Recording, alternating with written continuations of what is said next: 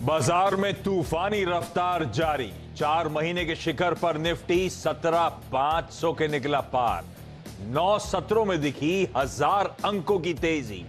Reliance, HDFC twins, Larsen and Toubro ने भरा जोश।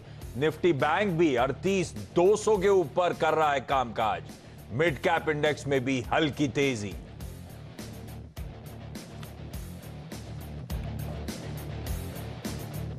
कैपिटल गुड्स, डिफेंस और मेटल शेयरों में दिखी तूफानी तेजी। 7% से ज्यादा उछाल के साथ वायदे का टॉप गेनर बना भारत इलेक्ट्रिकल्स। सीमेंस में भी दिखी बढ़त। मेटल शेयरों में हिंदुस्तान कॉपर में सबसे ज्यादा 7% की रफ्तार। कमजोर नतीजों से एचपीसीएल और बीपीसीएल में 4% से ज्यादा की गिरावट। मुनाफे से घाटे में आई दोनों कंपनियां। अच्छे नतीजों से एमजीएल में 5% का उछाल। और निफ्टी की 3 दिग्गज कंपनियों के नतीजों का इंतजार। भारती एयरटेल, पावर ग्रिड और अदानी पोर्ट पेश करेंगे अपने तिमाही नतीजे आज। 23% बढ़ सकता है भारती का मुनाफा। वायदे की 8 कंपनियों के नतीजों का भी रहेगा इंतजार।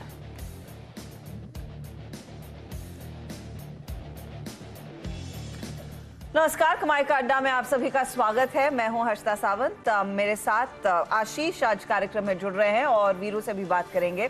वायदे बाजार में जो आज एक्शन बनता हुआ दिखाई दिया, खरीदारी देखने को मिली और भारतीय बाजार में जो इंडेक्स के हाल हैं वो आसमान पर। तो एक तगड़ी बुलरन भारतीय बाजारों में बढ़ती हुई, खासकर एक ऐसे दिन जहां पर सुबह में क्यूज एकदम शांत थे। लगा था कि आज हम एक थोड़ी सी पस्त हालत में रहेंगे, लेकिन जैसे जैसे दिन चढ़ा है निफ्टी की चाल और भी मजबूत होती हुई और 17,500 के ऊपर इस समय निफ्टी काम करने में कामयाब है। निफ्टी बैंक ने भी करीब करीब 330 अंकों का उछाल दिखाया है। तो एक चौतरफा खरीदारी का मूड, एडवांस डिक्लाइन रेशियो एकदम पॉजिटिव। और खास बात यह है कि जितना जोश दिग्गजों में देखने को मिला है उतनी ही तेजी मिड कैप्स में भी नजर आ रही है। आशीष, गुड आफ्टरनून। एक बहुत ही मजबूत सत्र और हफ्ते की शुरुआत बहुत मजबूत टोन पर, और सब थोड़े से कॉशियस थे कि एक वो सैंडविच सेशन छुट्टी से छुट्टी के बीच वाला। 3 लोग इसलिए बैठे हैं, ऐसा मत सोचिए कि आज गेस्ट कम है तो हम लोग बैठ गए। गेस्ट भरपूर हैं जो अगले 1.5 घंटे आपको बढ़िया स्टॉक पिक करके देंगे। लेकिन हाँ, बहुत बढ़िया मोमेंटम में हमारे भारतीय बाजार। वो शुरुआत इंटरडे चार्ट दिखाई ना एक बार, वो शुरुआती लड़खड़ाहट के बाद क्या अपटिक्स। इस समय एट डेज हाइज या नियर डेज हाइज कामकाज, और ये दुनिया भर का मूड ऐसे ही है। हम आउट परफॉर्म कर रहे हैं वो अलग बात है पहले, लेकिन यूएस के फ्यूचर्स देखिए। सुबह 1/4-1/3% दबाव वाले अमेरिकी फ्यूचर्स इस समय इंडिकेट कर रहे हैं 1/4 से आधे % का उछाल यूएस में देखने को मिलेगा। एक मिनट, ये संकेत आपकी स्क्रीन पे क्या है? फ्लैट हो गया हर्षदा? अभी फ्लैट हो गए आशीष। प्री मार्केट अभी भी 1/4 से 1/3% ऊपर से, ठीक करिएगा। तो वो बढ़िया तस्वीर बदली है। अब तस्वीर क्यों बदली? जब जॉब्स रिपोर्ट इतनी मजबूत आई थी। दरअसल उस मजबूत जॉब रिपोर्ट से आजकल क्या है, खराब खबरों में अच्छी चीजें ढूंढने की कोशिश। तो अब अब क्लैरिटी आ गई कि यूएस रिसेशन में नहीं है, और उसके बाद आपने यूएस फ्यूचर्स में अच्छा मूव, अच्छा मोमेंटम आता हुआ देखा है। यूरोप अच्छा कर रहा है जो इस समय कामकाज कर रहा है। एशिया लार्जली अच्छा है, लेकिन हम आउट परफॉर्म कर रहे हैं। हम तो खैर पिछले 3 हफ्तों से अच्छे मूव्स दे रहे हैं, कोशिश कर रहे हैं, और आज भी बहुत अच्छे मूव्स। और आज के पीछे 3-4 स्टॉक्स हैं जो कंसंट्रेशन, जिनका हैवी वेट्स हैं, जिनके थ्रू आज की तेजी दरअसल स्पॉन्सर हो रही है। तो कोई रिलायंस इंडस्ट्रीज, कोई एचडीएफसी ट्विंस, कोई लार्सन एंड टूब्रो, निफ्टी की कंट्रीब्यूशन प्लेट आपकी स्क्रीन पर आएगी। सब के सब गजब का मूव दे रहे हैं, और इन्हीं के चलते आप देखेंगे आज की पूरी तेजी स्पॉन्सर होती हुई। मैं बाजार को हम लोग आगे डायसेक्ट करेंगे सेक्टोरली, स्टॉक वाइज, आगे चर्चा करते चलेंगे। लेकिन वीरू के पास चलते हैं। आज सुबह के जो लेवल्स मेंशन थे, पहला रेजिस्टेंस था 433 476 का, वो निकला तो हम 533 570 की ट्रेजेक्टरी में जा रहे हैं, और उसी ट्रेजेक्टरी में वो दूसरे रेजिस्टेंस बैंड की तरफ हम मूव करें, और वहीं पे आके आप थोड़े से कंसोलिडेट होते हुए नजर आएंगे। गजब का मूव वीरू। इस आज के मूव को आपकी overnight, over the weekend data reading के बाद जो मूव स्क्रीन पे देखने को मिल रहे हैं, इसने आपको किस हद तक सरप्राइज किया है? इस चाल को आप कैसे रीड कर रहे हो? पहले निफ्टी की बात करी जाए। नहीं देखिए आशीष, सरप्राइज बिल्कुल नहीं, स्ट्रेंथ थी। आपको याद होगा सुबह 3 कंपोनेंट्स थे। यूएस डाउ का chart which is approaching 200 day exponential moving average. दूसरा था एफआईएस की स्ट्रॉन्ग पुट राइटिंग। आशीष 58,000 पुट बेची थी उन्होंने, 58,000 पुट, कोई मामूली बात नहीं होती है। इंडेक्स और स्टॉक फ्यूचर्स दोनों बाय किया था अलॉन्ग विद 1600 करोड़ रुपए का कैश बाय। और तीसरी चीज थी आशीष, इंटरेस्टिंग स्टॉक फ्यूचर्स की प्लेसमेंट। एलएनटी, रिलायंस 2520 जो उसका ओवरशूट करने का जोन था वहां पे रिट्रेस हो चुका था, और साथ ही साथ बैंक निफ्टी की प्लेसमेंट। आशीष ये 3-4 चीजें थी जिसको लेके आई थिंक मेरा व्यू था स्ट्रॉन्ग। 475 के बाद 533 आएगा, इस बात की बहुत स्ट्रॉन्ग पॉसिबिलिटी थी। और मैं आशीष फिर कह रहा हूं कि इस वक्त का डेटा ये कहता है, आखिरी के 1 घंटे में जब आप कार्यक्रम कर रहे होंगे ना, ये शॉर्ट कवरिंग इस आखिरी 1 घंटे का फिर एक बड़ा, अगर आप देखें कहीं ना कहीं कंपोनेंट रहेगा। आप एक बार के इस वक्त के स्टैट्स को देखिए आशीष, गौर करिएगा। वो पुट राइटर जो कि एफआईआईज है, देखिए हम लास्ट वीक भी बात कर रहे थे आशीष, ये पूरा का पूरा गेम ड्रॉ कर रखा है एफआईआईज ने, उनकी स्ट्रॉन्ग लिक्विडिटी है।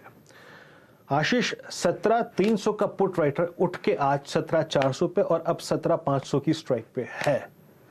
आपकी स्क्रीन पे 6 स्लाइड्स आएंगे आशीष, और वहां देखिए पुट राइटिंग का जो कन्विक्शन है बढ़ रहा है। लुक एट 16,500 आशीष, आप सिर्फ क्वांटम को जज कीजिए। सुबह क्या बात हो रही थी हमारी आशीष, अगर 17,500 निकला तो 17,800 की क्यों स्ट्रॉन्ग पॉसिबिलिटी है, और क्यों हम यहां पे बाय की अप्रोच रख रहे हैं, क्योंकि रिवॉर्ड बड़ा है, 150 पॉइंट का रिस्क है। आशीष 53 लाख पुट बिके हैं, 66 लाख का आउटस्टैंडिंग हुआ, और ये ओवरटेक कर गया है 17,500 की पुट को। That's good. तो आशीष स्टे लॉन्ग, और एक रीजनेबल स्टॉप लॉस आशीष याद रखिएगा आएगा 17,466, ये 1156 का स्विंग लो है, वहां पे आएगा 17,466 का स्टॉप लॉस। और आशीष मेरे को लगता है कि 2-3 चीजें हैं। रिलायंस में 2600 का कॉल राइटर एग्जिट कर रहा है, और एसबीआई जिसका आज हॉरर शो रहा वो 20 डेमा को नहीं तोड़ रहा है। तो ऐसी बहुत सारी चीजें हैं जिनको आई थिंक अभी शॉर्ट कवरिंग विटनेस करनी है। 2-3 ऐसे फैक्टर्स हैं जिन पे फोकस कीजिएगा आशीष। बढ़िया, अभी भी शॉर्ट कवरिंग के मूव्स इस मार्केट्स को तूल दे सकते हैं। गजब के अपटिक्स, और वाकई 2.5%, 2.25% एसबीआई के दबाव में होने के बावजूद निफ्टी बैंक देखिए आप, बाकी पॉकेट्स किस तरह से कंट्रीब्यूट कर रही है देखिए। ये देखिए हैवी वेट एसबीआई 2.5% दबाव में, और निफ्टी बैंक कहां 325 अंक। अगर इसमें एसबीआई अगर पॉजिटिवली कंट्रीब्यूट कर देता तो सोचिए किस तरह की तूल निफ्टी बैंक में देखने को मिलती। लेकिन गजब का मूव बाकी के कॉन्स्टिट्यूएंट्स में इस समय देखने को मिल रहा है। अच्छा, पैनल में मानस जुड़ गए क्या? मानस को भी रिक्वेस्ट करी थी मार्केट समझाने के लिए। मानस, आपके अब टारगेट्स क्या बन रहे हैं भाई आगे के?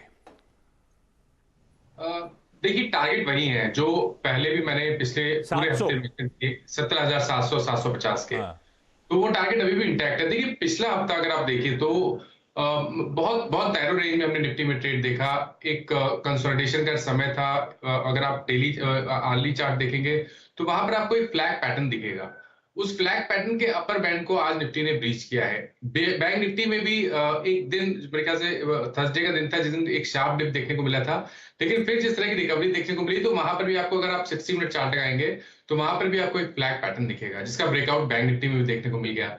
जिस तरह के लार्ज कैप स्टॉक्स आज चल रहे हैं उन सबको देख के लगता है, उन सबके ब्रेकआउट, उन सबके पैटर्न्स को देख के लगता है कि ये जो ब्रेकआउट आज हमने निफ्टी में देखा ये बहुत जल्दी करीब 200 से 250 पॉइंट की रैली में तब्दील हो सकता है। तो मेरा समझना ये है कि बिल्कुल खरीदारी करके चलनी है। 17,750 के टारगेट सेट करके चल रहे हैं। अगर अभी तक आपने खरीदारी नहीं की है तो भी आप खरीदारी करिए, करंट लेवल्स पे करिए। 17,400 के स्टॉप लॉस से 17,750 के टारगेट के लिए। और काफी बेहतर रहेगा कि अगर आप 25 अगस्त वाला 17,500 का कॉल ऑप्शन लीजिए। देखिए मैं नेक्स्ट इस वीक के एक्सपायरी की बात इसलिए नहीं कर रहा हूँ कि देखिए टाइम वैल्यू को कैलकुलेट करना थोड़ा सा मुश्किल हो जाएगा। कल क्लोज है, कल हॉलीडे है, तो शायद उसमें आपको टाइम वैल्यू काफी जाएगा। तो 25 अगस्त वाला 17,500 का कॉल ऑप्शन लीजिए। 280 रुपए का ट्रेड कर रहा है, वहां पर आपको स्टॉप लॉस थोड़ा सा लगाना है 220 रुपए का, तो 60 रुपए का रिस्क है। लेकिन ऊपर की तरफ अगर हम पोटेंशियल की बात करें तो 400 रुपए तक के भाव इस निफ्टी के आपको कॉल ऑप्शन 17,500 के 25 अगस्त वाले कॉल ऑप्शन में देखने को मिल सकते हैं। तो आई थिंक इस फ्लैग पैटर्न को हमें इग्नोर नहीं करना है निफ्टी और बैंक निफ्टी में दोनों में। और बैंक निफ्टी की अगर बात करिए तो वहां पर भी 39,000 तक के टारगेट्स आते हैं। 37,900 के स्टॉप लॉस से बैंक निफ्टी में अभी भी खरीदारी कर सकते हैं। ऑप्शन में ट्रेड लेना होगा तो बैंक निफ्टी के 38,500 25 अगस्त वाले कॉल ऑप्शन में ट्रेड करेंगे। 500 रुपए के आसपास के भाव चल रहे हैं, 100 रुपए का रिस्क है, 400 रुपए का स्टॉप लॉस रखिए। लेकिन यहाँ पर आपको 750 रुपए तक के भाव देखने को मिल सकते हैं। तो दोनों ही इंडाइसेस बेहतरीन लग रहे हैं और दोनों इंडाइसेस में खरीदारी करने की राय रहेगी। तो निफ्टी बैंक की आप जिक्र कर रहे हैं जिसमें करीब करीब 300 अंकों का इजाफा, this is x of SBI. एक बार निफ्टी बैंक के कंट्रीब्यूटर्स लेकर आएगा दोबारा स्क्रीन पर। आज निफ्टी बैंक में जो जोश आया है वो दरअसल निजी बैंकों के बल पर ही है। एचडीएफसी बैंक आपके सामने, जहां पर आज करीब 280 अंकों का कंट्रीब्यूशन इसका। एक्सिस बैंक की तरफ से तेजी बनती हुई, कोटक, इंडसइंड सब में खरीदारी देखने को मिली है। औसतन करीब 2 से 2.5% तक का इजाफा इन बैंक्स ने दिखाया है। दूसरी तरफ स्टेट बैंक ऑफ इंडिया है जो काफी बाहर डाल रहा है। इनफैक्ट सुबह में 11 बजे के आसपास मैं देख रही थी आशीष, जब लार्जली मार्केट पर एक क्लियर कट कॉल मिल गया था कि हाँ निचले लेवल से थोड़ी बहुत रिकवरी होनी है, तब आईसीआईसीआई बैंक नेगेटिव साइड पर था और वहां पर भी डे लो से अच्छी खासी रिकवरी देखने को मिली है। तो पूरा जो जोश आया है वो निजी बैंकों के बल पर ही आया है, जिनका वेटेज अच्छा खासा है निफ्टी बैंक में। वीरू, उस लिहाज से निफ्टी बैंक के लिए अब कौन से लेवल्स और अट्रैक्टिव हो गए हैं, ये बताइए, आपका डेटा क्या कह रहा है? देखिए, एक तो पहले हर्षदा की निफ्टी का अपसाइड का मैं बहुत जो लिमिटेड स्विंग लेके चलता हूं आशीष, उसके मुताबिक जो नेक्स्ट पिवट पॉइंट है वो है 571,605। जस्ट यहां से अगर आप देखें थोड़ा सा ऊपर 571,605। निफ्टी बैंक में हर्षदा अच्छी बात है कि हमारा जो हम रोज बेस डिस्कस करते हैं, आज हमारा बेस था 670। बेस था होल्ड करे बाय करो। 38,040 के ऊपर शॉर्ट कवरिंग का स्विंग काफी स्ट्रांग होगा। दैट्स गुड, अच्छी बात है हर्षदा, और वो हुआ। आप डी हाई पर है। लेकिन इस वक्त के स्टैट्स क्या कहते हैं हर्षदा? 2 बजे की हाईलाइट क्या है? 12 से लेकर 1 से लेकर 2 बजे के बीच में सबसे स्ट्रांग पुट राइटर्स आए हैं। और मैं इस बात को इसलिए यहां फोकस करने के लिए बैठा हूं क्योंकि इंस्टीट्यूशंस ने इस बाजार को डिजाइन किया है पिछले कुछ सेशन में। जैसे कि 16,500 पे पुट राइटर आया, वैसे ही 38,000 पे पुट राइटर आया। आशीष, आप अपनी स्क्रीन को देखिए, रीड कीजिए इसको। सबसे बड़ा इंट्राडे बिल्डअप कहां है? वो है 19,39,000 का 38,000 की स्ट्राइक पे। आउटस्टैंडिंग वाई इंट्राडे में 32 लाख पहुंच चुका है। यानी अगर आप ट्रेडर हैं तो स्टे लॉन्ग। अप्रोच ये रखिए कि 38,040 को लॉक कर लीजिए, या फिर कम से कम 37,980 को लॉक कर लीजिए अगर आप पोजिशनल ट्रेडर हैं। और ये स्विंग आशीष, मेरे को लगता है कि बैंक निफ्टी को कम से कम नहीं तो आज इंट्राडे में एक बार 38,490 और 38,510 जो सुबह मॉर्निंग के टारगेट्स थे वहां तक का स्विंग दे सकता है। बट मेजर चीज है आशीष जो हाईलाइट करने वाली है इस वक्त, बाजार ने अपना क्लस्टर चेंज किया है। एफआईज बड़े पुट राइटर हैं और 38,000 और 16,500 ये दोनों ही इंडस्ट्रीज के लिए महत्वपूर्ण पिवट पॉइंट से आज इन लेवल्स को क्रॉस करने के बाद। आशीष,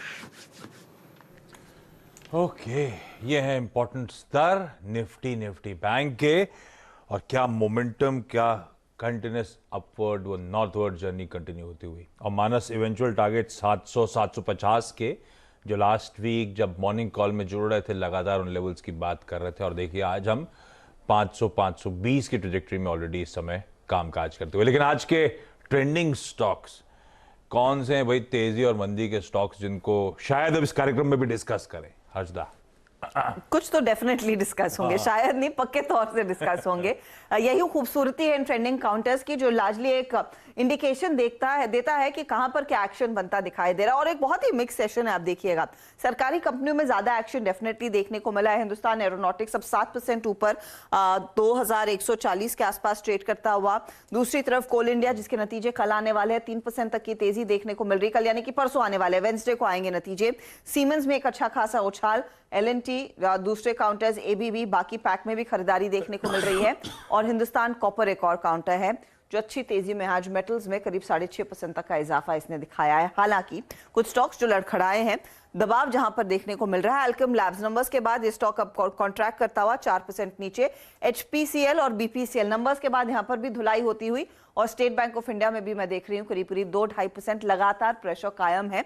हालांकि एसबीआई थोड़ी सी निचले लेवल से कोशिश कर रहा था रिकवरी दिखाने की, लेकिन रिकवरी का अटेम्प्ट बिल्कुल नहीं हुआ है एचपी और बीपी जैसे ट्रेड्स में, जहां पर आज भी नंबर्स के बाद दरअसल बिकवाली का दबाव कायम है। तो ये फिलहाल वो काउंटर्स हैं जहां पर सबसे ज्यादा एक्शन देखने को मिला। इनफैक्ट लिस्ट आज लंबी लंबी है तेजी वाली तरफ खास तौर से। अब ऐसे में आपकी क्या रणनीति होनी चाहिए, फटाफट आपको जानकारों से मिलवा देते हैं। मानस से हमें एक टेक चेक मिल गया है इंडेक्स पर। हम फंडामेंटल्स के लिए शरद अवस्थी को जोड़ रहे हैं आज। इसके अलावा प्रकाश गाबा तैयार है, राजेश सातपुते, विकास सालुंखे भी कार्यक्रम में जुड़ेंगे कुछ ही देर में। ये सब आपको बताएंगे कि आपकी क्या रणनीति होनी चाहिए। कुछ ही क्षणों में आपके सामने आएगा 4 का चौका। 2:20 पर मानस जायसवाल आपको सस्ता ऑप्शन देने वाले हैं अगले 5 मिनटों में। इसी श्रृंखला में मिड कैप का फंडा शेयर शरद अवस्थी से लेंगे 2:30 बजे के करीब। 2:40 को चार्ट का चमत्कार नीलेश जैन जब जुड़ेंगे देंगे, और विकास सालुंखे हमें बताने वाले हैं एफएनओ का सुपरस्टार स्टॉक का। यही नहीं, रिलायंस इंडस्ट्रीज ये एक अहम कड़ी है इस मार्केट की। वीरू भी इसका जिक्र कर रहे थे। आज 1.5% ऊपर, यहाँ पर और जोश आ सकता है। और क्या ट्रिगर फैक्टर्स रहेंगे, आरआईएल की एनुअल रिपोर्ट में क्या कुछ कहा गया है, किस तरफ इशारा है, इस पर यतिन तैयार है स्टूडियो में। और 2:20 पर हम मैप माई इंडिया के दमदार नतीजों के बाद कंपनी के सीईओ और ईडी से भी बात करेंगे। और रोहन वर्मा हमारे साथ जुड़ेंगे जरूर। क्या चल रहा है भी आएगा और डीलिंग रूम चेक भी। तो खूब सारा एक्शन, तैयार रहिएगा और जुड़े रहिए सीएनबीसी आवाज के साथ ही। ये पता नहीं क्यों लिखा है क्या चल, इसे ये होता है क्या चल रिया क्या चल रही है ना? ये तो भोपाली या फिर मध्य प्रदेश में पता है, नहीं भोपाली सही बोला, एकदम भोपाली है। और उज्जैन में भी ऐसे बात करते क्योंकि मेरे नाना जो थे वो देवास के थे। लो तो ये भैया दोनों ही वहां के हैं, तो भाई तो रिया कर रहे हैं राइटर प्रोड्यूसर साहब, ये जम नहीं रहा, फील नहीं आती इसमें। इसको चेंज करा दे। अब मना भी नहीं कर सकते। क्या है जाला ऑब्लिक क्या चल रही है कर दीजिए प्लीज। अच्छा, यतिन इसलिए नजर आ रहा है आपको स्क्रीन पे कि आज 2 स्टॉक्स लाइमलाइट छीन रहे हैं। एक पे अवस्थी साहब बताएंगे क्या करना है, वो है एसबीआई, और दूसरा जो आज गजब का मूव दिखाना शुरू कर चुका है वो है रिलायंस इंडस्ट्रीज। उस पे भी थोड़ी सी आगे चर्चा होनी है, लेकिन पहले अब कुछ कमाई के मौके और ढूंढ लिए जाएं। जरा आज के टॉप कॉल्स दिखाइए सबको स्क्रीन पे। गाबा सर से शुरू कर रहा हूं। गाबा सर, गुड आफ्टरनून, जय हिंद। कौन सा स्टॉक है सर रेडार पे? बिल्कुल बिल्कुल जय हिंद है, लेकिन ये पहले पूछ लीजिए अर्षिता से, वो रेड सी मतलब रियली रेड कलर की थी या ऐसी नाम है? नहीं सर, नाम है सिर्फ। रेड कॉरल खूब है गाबा सर, रेड कॉरल खूब है। मैं आपको थोड़ी फोटोज भेजती हूँ। Please welcome home. Thank you sir, thank you. अच्छा, स्टॉक जो मैंने चुना है, मैं और वीरू गए थे तब तो लौट के आपने वेलकम नहीं करा हम लोग को। मैं गया था बीच में 1 हफ्ते की छुट्टी पे। आप भी थोड़ा एडवेंचर करो तो आपको भी वेलकम करूंगा। गाबा सर, आज का ट्रेड क्या है? ओके, महिंद्रा एंड महिंद्रा ये स्टॉक है मेरे पास, बहुत ही बढ़िया स्टॉक है। अप मूव मिला है, 5 दिन से एक साइडवेज मूव मिला है, और उसके बाद जो आज का मूव है ये बढ़िया है। मुझे लगता है 1260 का एक स्टॉप लगाना चाहिए, अप मूव मिलना चाहिए। टारगेट मेरा है 1300 का। हो सकता है आज आ जाए, हो सकता है वेडनेसडे को आ जाए, लेकिन 1300 पॉसिबल है definitely. Mahindra and Mahindra. Mahindra and Mahindra, बढ़िया मूव फिर से बनता हुआ। कवर सर, कुछ स्टडी करा क्या इसका? ये इवेंचुअल टारगेट्स कहां जा रहे हैं? फंडामेंटल कॉल जब आए थे, जब ये ईवी वाला अपडेट आया था, 1500 रुपए तक के टारगेट्स की बात ब्रोकरेजेस ने खोल दी थी। ये धीरे धीरे उसी तरफ बढ़ ही चले जा रहा है, और यहाँ पर रोक भी नहीं सकते उसको, क्योंकि वहां पर रेसिस्टेंस नहीं है, सेलिंग प्रेशर नहीं है। इस रेंज पर जो भी शॉर्ट करेगा वो शॉर्ट ट्रैप हो सकते हैं, इसलिए यहाँ पर रेसिस्टेंस नहीं है। ये एक सेफ स्टॉक है ऑन द लॉन्ग साइड, जब तक आप स्टॉप ना लगाएं तो खींचते रहिए। अगर कुछ इसमें एब्जॉर्प्शन जो इसमें थोड़ी वीकनेस आती है, वो बाइंग अपॉर्चुनिटीज रहेंगी। तो मेरे ख्याल से वो एब्जॉर्ब हो रहा है वीकनेस, तो अच्छा स्टॉक लगता है मुझे। नहीं, गजब मूव तो इसमें कोई शक ही नहीं। जब से वो और ईवी को लेकर तो मेरे ध्यान में इफ्स एंड बट्स थे जो स्टेक सेल हुआ था, क्योंकि बहुत बड़ा बैंड था जिसके वैल्यूएशंस पे वो शेयर्स तब्दील होने, पर उसके बाद से लेकिन स्टॉक रुकने का नाम ही नहीं ले रहा। और खबरों का सिलसिला, नए लॉन्चेस के बाद वो बुकिंग के आंकड़े, रिजल्ट सब कंपनी के फेवर में चलते चले जा रहे हैं। गजब मूव। सतपुते साहब, गुड आफ्टरनून। सतपुते साहब, आज का प्रेफर्ड ट्रेड क्या है sir? Good afternoon Ashish ji, good afternoon everyone.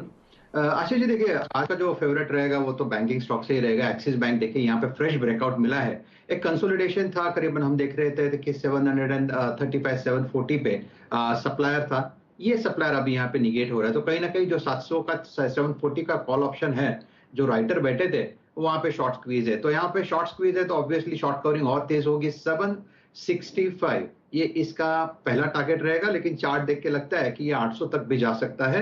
Axis bank by है, 746 चल रहा है, छोटा स्टॉप लॉस रखे 736 के आसपास, 765 और जैसे मैंने कहा 800 पोजिशनल ये इसका टारगेट है। आशीष जी, और एक चीज मैं यहाँ पे ऐड करना चाहूंगा, एक्सिस बैंक में क्योंकि आज का मार्केट टॉप पे है, वोलेटिलिटी भी हाई है, तो अगर किसी को वोलेटिलिटी कम खेलनी है, प्ले करनी है, तो 740 का कॉल ऑप्शन देखिए, ये 20 रुपए पे मिल रहा है। 740 का एक्सिस का कॉल ऑप्शन 20 रुपए पे मिल रहा है, इसे बाय करें। आपका स्टॉप लॉस होगा करीबन 14 रुपीज का और एक टारगेट सेट करें करीबन 35 तक का। तो मुझे लगता है कि एक्सिस का ये 740 का कॉल ऑप्शन एक सेफर स्ट्रेटेजी होगी। दो विकल्प है, सीधा फ्यूचर्स में ले 765 टू 800 के टारगेट के लिए, या फिर अगर आप रिस्क कम उठाना चाहते हैं तो ऑप्शन के जरिए एक ट्रेड लेना है। 740 का कॉल खरीदिए सीधा, 20 के आसपास खड़ा है, 35 तक के टारगेट्स देखने को मिल सकते हैं। तो ये एक तेजी का बहुत स्ट्रॉन्ग कमिटमेंट वाला ट्रेड है। मानस जायसवाल, वैसे हो तो रहा है 4 का चौका का समय, लेकिन आपका टॉप ट्रेड भी देना है, तो पहले क्या दे रहे हैं, सस्ता ऑप्शन या टॉप ट्रेड? नहीं, तो पहले टॉप ट्रेड देंगे। तो जो रिकमेंडेशन है वो श्रीराम ट्रांसपोर्ट फाइनेंस में खरीदारी करने की राय रहेगी। 1500 से लेकर 1350 तक का करेक्शन देखा हम लोगों ने, 20 डे मूविंग एवरेज के आसपास सपोर्ट लिया। फाइनली आज हमें रिवर्सल कैंडल देखने को मिल रहा है। स्टॉक ने एक रेजिस्टेंस 1390 के ऊपर ब्रेक किया है, उसके ऊपर निकला है, वहां पर वॉल्यूम देखने को मिले हैं। तो श्रीराम ट्रांसपोर्ट फाइनेंस में करंट लेवल्स पे खरीदारी करिए, 1375 के स्टॉप लॉस लगा के एक्सक्यूज मी 1450 की टारगेट सेट करिए। तो पहले सारी पिक्स ले लेते हैं, उसके बाद मानस के पास लौटेंगे। 4 का चौका की शुरुआत आज मानस करने वाले एक बढ़िया सस्ता ऑप्शन के साथ। शरद जी, क्या पिक कर रहे हो आप लोग भाई? टेक्नो फंडा कुछ पिक है क्या बढ़िया वाली?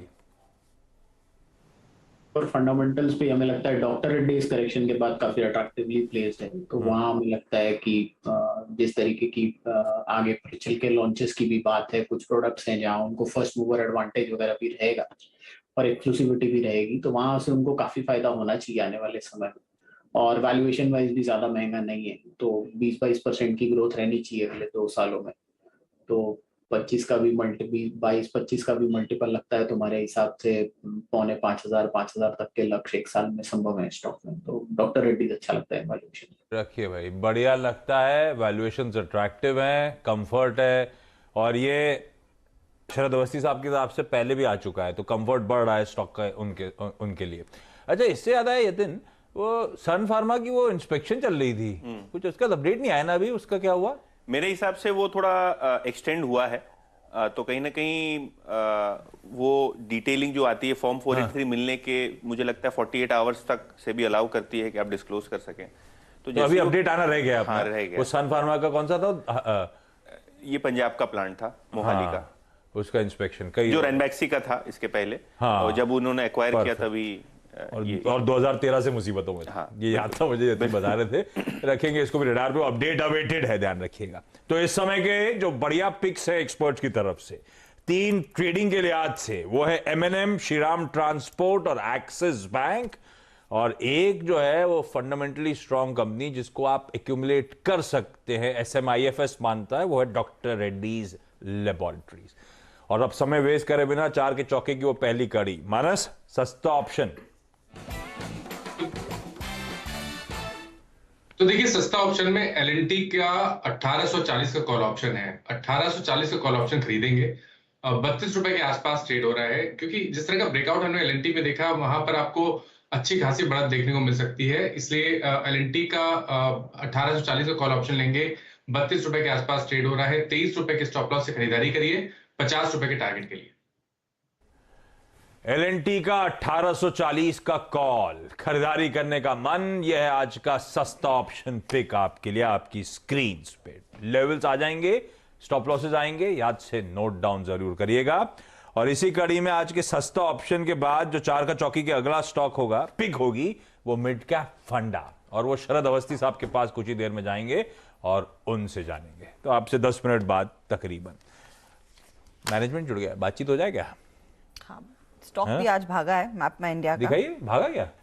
CE इन्फो सिस्टम्स, जिसे हम लोग मैप माई इंडिया के नाम से जानते हैं, इस कंपनी के CEO और ED रोहन वर्मा साहब आपको आपकी स्क्रीन पे नजर आएंगे। रोहन जी, हाय, गुड आफ्टरनून, थैंक यू जुड़ने के लिए। डायरेक्टर साहब, रिजल्ट दिखाइए स्क्रीन पे। 65 करोड़ के रेवेन्यूज Q1 में, जो साल दर साल करीब 50% का जंप, इवन Q1Q रेवेन्यूज में इंप्रूवमेंट। रोहन जी, आसान शब्दों में जितनी ज्यादा गाड़ियां बिकती हैं उसका फायदा मिल रहा है क्या इस क्वार्टर में, या इन पिछले 3 महीनों में गाड़ियों की सेल बढ़ गई, मैपमेंडे को सीधा फायदा, या और भी कुछ इसके पीछे? बिल्कुल, हमारे बिजनेस में दो हिस्से हैं। जो automotive and mobility tech business है, जितने ज्यादा गाड़ियां बिकती हैं नई वाली, उससे हमें फायदा होता है। लेकिन जो एग्जिस्टिंग भी गाड़ियां रूट पर है, जैसे फ्लीट की भी गाड़ी जो लॉजिस्टिक्स या ट्रांसपोर्ट में है, वहां पे भी हमारे प्रोडक्ट बिकते हैं, तो उससे भी बिजनेस ग्रो करता है। और उसके अलावा जो सारी कंपनी है, सोचिए फुटवेयर ब्रांड हो, चाहे बैंक हो, जब किसी को एनालिटिक्स करना हो या अपने वर्कफोर्स को मैनेज करने के लिए टेक्नोलॉजी चाहिए, या डिलीवरी कंपनीज हो, उनको एपीआईज चाहिए लॉजिस्टिक्स के लिए, उससे भी हमारा बिजनेस ग्रो करता है। और गवर्नमेंट जो डिजिटल ट्रांसफॉर्मेशन के रास्ते में गया है, central government, state government, smart city, local government, उससे भी फायदा होता है। तो हाँ, ऑटोमोटिव के नए सेल्स से भी फायदा होता है, लेकिन और भी इंडस्ट्रीज में हमारे बिजनेसेस है और जनरली ग्रोथ हो रहा है। Uses of map India's maps, APIs, IoT, analytics और नेविगेशन टेक्नोलॉजीज का। ये बताइए, ये जो ऑटोमोटिव ऑर्डर्स आए हैं, ये कौन से नए क्लाइंट्स की तरफ से आए हैं, इसका कुछ अंदाजा हमें दे पाएंगे? कुछ नए नाम जिनके साथ आपने कुछ करार किया है?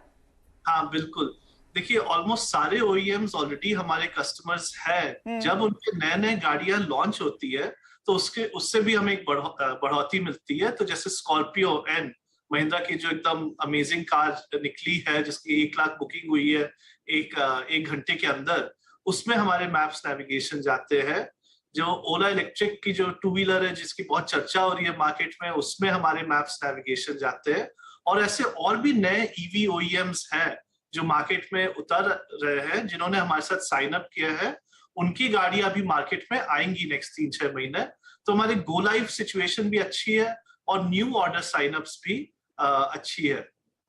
तो फिर अब FY22 पिछले फाइनेंशियल ईयर, रोहन जी, 31% की आपने रेवेन्यू ग्रोथ क्लॉक करी।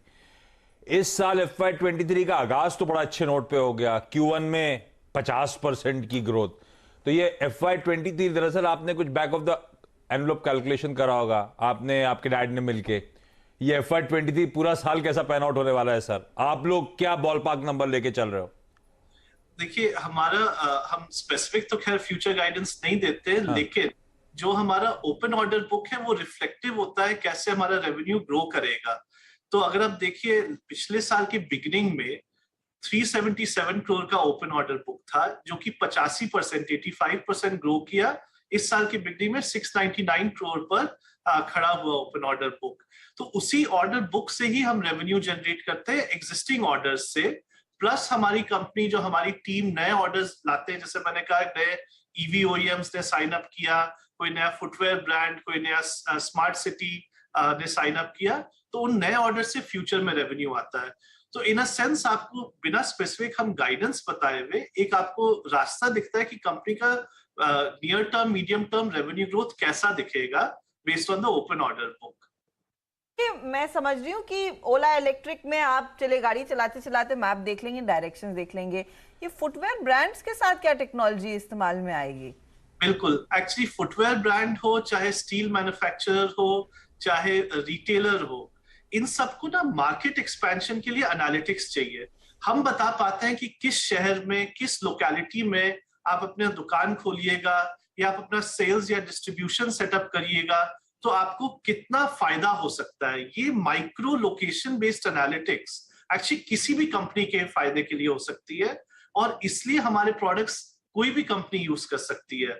या कोई बैंक हो जिसको अपने वर्कफोर्स को, फील्ड फोर्स को, अगेन कोई भी कंपनी हो, टेक्निकल कंपनी हो जिसके सर्विस इंजीनियर्स फील्ड में है, उनको मॉनिटर करना है, उनके मूवमेंट को ऑप्टिमाइज करना है जिससे कि अपना खर्चा घटे, कस्टमर सर्विस बढ़ पाए, उसके लिए हमारी टेक्नोलॉजी यूज हो सकती है। तो आप सोचिए कि डिजिटल ट्रांसफॉर्मेशन जो कि हर बिजनेस, हर कंपनी, हर गवर्नमेंट ऑर्गेनाइजेशन करनी चाह रही है, उसमें हमारे जो मैप्स है और टेक्नोलॉजी के प्रोडक्ट्स, प्लेटफॉर्म्स जिसको SaaS कहते हैं, APIs कहते हैं, वो उसको यूज करके फायदे में आते हैं। यही है वाइड एप्लीकेबिलिटी मैप इंडिया के मैप्स और प्रोडक्ट्स और प्लेटफॉर्म्स के, जिसकी वजह से जनरली हमारा ग्रोथ इन ऑल सेक्टर्स हो रहा है। रोहन जी, पिछले कुछ क्वार्टर्स की मोटा मोटी जो मार्जिन्स की बैंड थी वो 40 से 45-46% के आसपास की। इस क्वार्टर आपने उसी का टॉप एंड टच कर लिया है, 46% के मार्जिन्स क्लॉक करे। यहां से मार्जिन की ट्रेजेक्टरी, यहां से मार्जिन के स्कोप ऑफ इंप्रूवमेंट, एक्सपेंशन कितना हो सकता है, क्या पॉसिबिलिटी है? देखिए, हम ना since we are IP driven, intellectual property driven digital products and platforms company, हमारे मार्जिन्स बहुत हाई है, कंट्रीब्यूशन मार्जिन्स बहुत हाई है, तो कंपनी में बहुत स्ट्रॉन्ग ऑपरेटिंग लेवरेज है। तो आप हिस्टोरिकली भी देखिएगा तो हमारा जो प्रॉफिट मार्जिन है, पैट मार्जिन, वो 30-35% के बीच में रहता है। जो हमारा इबिडा मार्जिन है वो 35 से 45% के बीच में रहता है। जैसे रेवेन्यू ग्रो करता है, मार्जिन और प्रॉफिटेबिलिटी बढ़ते हैं, लेकिन हम भी चाहते हैं कि एक पर्टिकुलर बैंड में रहे, जिससे हम लॉन्ग टर्म अपने ग्रोथ के लिए भी कंटिन्यूअसली इन्वेस्ट करते रहे। तो आप वो ये बैंड अगर जानना चाहते हैं तो ऐसे ही 30-35% पैट, 35-45% इबिडा उसके बीच में रहेगा, जिससे हम अपने फ्यूचर ग्रोथ पे भी फोकस कर पाए, और शॉर्ट टर्म में तो नतीजे अच्छे आते ही हैं।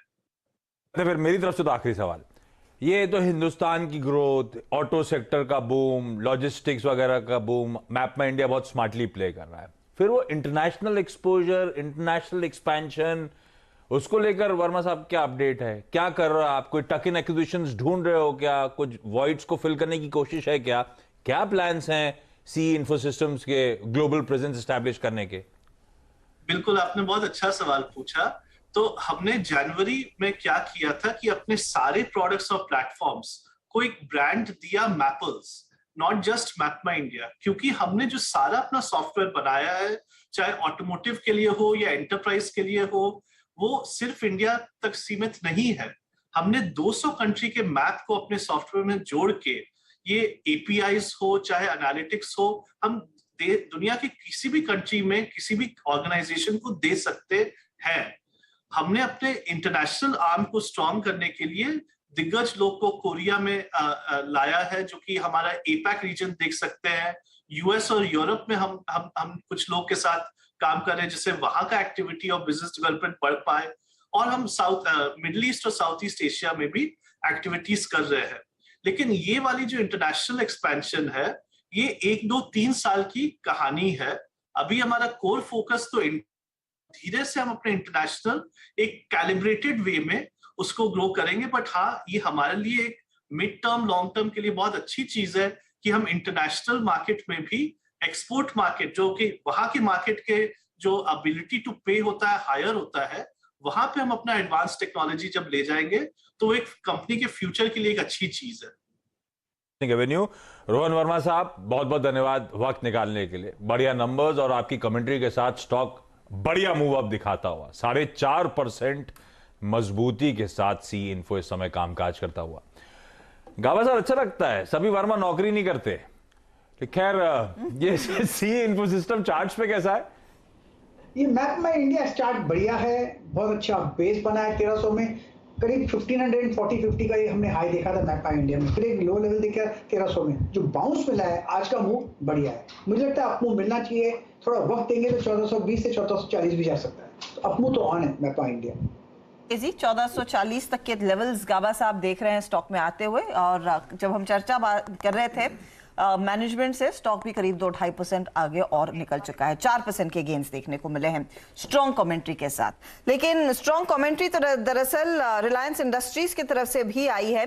नतीजे हमने देख लिया, अब कंपनी की एनुअल रिपोर्ट आ गई है, एजीएम भी जल्द होने वाली है, और यतिन हमारे साथ हैं जो आपको एक इंडिकेशन देंगे कि कौन कौन से बड़े खुलासे और कंपनी की तरफ से आएंगे, क्या दरअसल रोड मैप सामने निकल कर आया है कंपनी की ओर से, स्पेशली इस एनुअल रिपोर्ट में।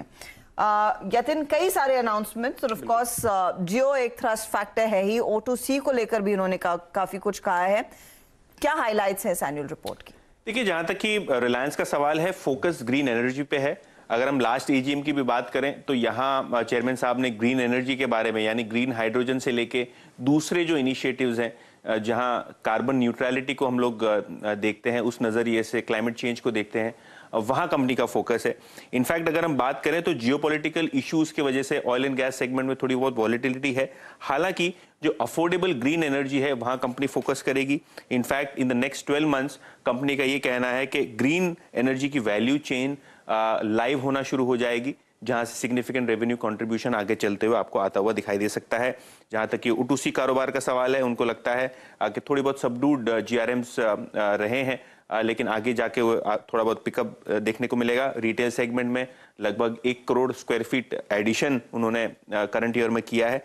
और जहां तक कि जियो का सवाल है, वहां लगभग 20% का टैरिफ हाइक आपने प्रीपेड बिजनेस पे देखा पिछले साल, और आगे चलते हुए ये आरपू को पॉजिटिवली इंपैक्ट करेगा। ब्रॉडली जो 29 अगस्त को AGM होने वाली है, वहां 5G और ग्रीन एनर्जी, ये 2 चीजों पे खास करके फोकस रह सकता है। तो ग्रीन एनर्जी और 5G, इनफैक्ट 5G तो एक बड़ा थ्रस्ट एरिया रहने वाला है ज्यादातर टेलीकॉम कंपनियों के लिए, और उसी पर ध्यान देने की जरूरत रहेगी। शरद अवस्थी साहब, रिलायंस इंडस्ट्रीज नंबर्स हम सब ने देख लिए हैं, एनुअल रिपोर्ट के डिटेल्स भी आपने सुने, और AGM में कुछ और खुलासे होंगे। आपकी अप्रोच क्या रहेगी अब यहाँ से आगे? किस तरह के लेवल्स और क्या अप्रोच रखनी चाहिए निवेशकों को? देखिए, अभी इस रनअप के बाद मुझे लगता है लगभग स्टॉक अपने वैल्यूएशन के आसपास ही है, जो हम अंदाजा लगा रहे थे कि लगभग 2900 से 3000 के आसपास की वैल्यूएशन हम सोच रहे थे।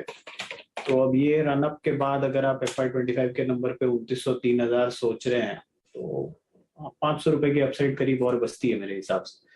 बट जो ट्रिगर रहेगा वो मेनली टेलीकॉम में कैसे मतलब कितना अग्रेसिवली एक्सपैंड कर पाते हैं 5G और उससे रिलेटेड सर्विसेज को, बट वो थोड़ा टाइम लगना चाहिए, इतना फास्ट नहीं होना चाहिए। एग्जिस्टिंग आरपूज में इंप्रूवमेंट लगातार रहनी चाहिए टेलीकॉम स्पेस में। ग्रीन एनर्जी में अगर रैंप अप कुछ ज्यादा फास्ट हो पाता है, वहां से थोड़ा वैल्यूएशन सपोर्ट और मिलता है SOTP में, तो वो एक पॉजिटिव चीज हो सकती है जो फर्दर अपग्रेड करे। बाकी अभी जो मेजर सेगमेंट्स हैं, टेलीकॉम, रिटेल, पेटकेम में मेरे हिसाब से जिस तरीके से मार्जिन्स ऑलरेडी कोलैप्स कर गई हैं, शायद ऑयल एंड गैस में वो प्ले अब उतना ज्यादा सस्टेन ना करे, बट रिटेल और टेलीकॉम में काफी बढ़िया व्यू रहना चाहिए। तो SOTP के हिसाब से हमने जो वैल्यूएशन निकाली थी लगभग 2800-2900 के आसपास निकलती है FY25 के नंबर्स में। तो ये बात हो रही है रिलायंस इंडस्ट्रीज की। ध्यान रखें, आप अगर इस कंपनी में इन्वेस्ट करना चाहते हैं तो आप एक और एक्सटर्नल एडवाइजर, आपके निजी एडवाइजर से बात जरूर करें। जो चैनल आप देख रहे हैं CNBC आवाज नेटवर्क 18 का हिस्सा है। नेटवर्क 18 का स्वामित्व और प्रबंधन रिलायंस इंडस्ट्रीज के हाथ है। तो ये हमारी तरफ से हुआ एक डिटेल्ड डिस्क्लोजर। इस बीच नीलेश जैन हमारे साथ जुड़ गए हैं। नीलेश, आफ्टरनून, बताइए इस घंटे एक्शन तो खूब है मार्केट में, आज कई सारे ट्रेड्स अच्छी चमक दिखा रहे हैं। आपने क्या स्पॉट किया, क्या ट्रेड ले रहे हैं? बिल्कुल हर्षिता जी, देखिए काफी अच्छा मोमेंटम हमें देखने को मिल रहा है और लगातार ये चौथा कंसेक्यूटिव वीक है जहाँ पे बहुत ही अच्छी शुरुआत देखने को मिली है। इंडेक्स में तो हम ये मान के चल रहे हैं कि यहाँ से 17,700 से 17,800 तक का मूव हमें देखने को मिलना चाहिए। और जो सेक्टर काफी अच्छा रिबाउंड होता हुआ नजर आ रहा है वो है IT स्पेस। तो IT स्पेस में से HCL टेक्नोलॉजी, ये काउंटर हमें काफी अच्छा लग रहा है करंट लेवल पे। इसे करंट लेवल पे खरीद के चल सकते हैं। 980 तक की अपसाइड हमें यहाँ से नजर आती है, एंड यहाँ पे जो स्टॉप लॉस निकल के आ रहा है वो होगा 951 का। तो करंट लेवल पे HCL टेक्नोलॉजी में खरीदारी करने की सलाह होगी। HCL टेक्नोलॉजीज में तेजी की पोजीशन लेकर चलें, और ये स्टॉक जहां पर अच्छा खासा रुझान तेजी का और बढ़ने के आसार बन रहे हैं। वेरी क्विकली अदानी पोर्ट के नतीजे आगे मैं आपको बता दूं, मार्जिन्स पर दबाव, प्रॉफिटेबिलिटी पर दबाव, हालांकि आय बढ़ी है, वही नंबर है जिसमें इजाफा देखने को मिला है। 3,845 करोड़ की आय आई है, अनुमान 4,000 करोड़ के ऊपर का था। मुनाफा जो है वो करीब 1,072 करोड़ पर सिमट कर रह गया, 1,500 करोड़ के मुनाफे का अनुमान था, तो एक भारी मिस है। स्टॉक आपके सामने 808 के आसपास लड़खड़ा रहा है। सातपुते जी, पोर्ट तो है ठंडा, ट्रेड क्या लेना है? हर्षिता जी, मुझे लगता है कि यहाँ पे थोड़ा लॉन्ग लिक्विडेशन का प्रेशर है। प्रोबेबली 780-790 तक का एक फॉल आना चाहिए। तो फिलहाल तो यहाँ पे मैं यही कहूंगा, ट्रेड जो है वो थोड़ा बेरिश साइड का ही है, लेकिन वोलेटिलिटी ज्यादा है। तो अगर शॉर्ट करना है तो आपका स्टॉप लॉस होगा 825 का, एक स्ट्रिक्ट स्टॉप लॉस होगा। और जैसे मैंने कहा कि ये 780-790 या इसके इस रेजिस्टेंस, इस सपोर्ट जोन में कहीं ना कहीं यहाँ मुझे लगता है ये जो फॉल है ये रुकेगा।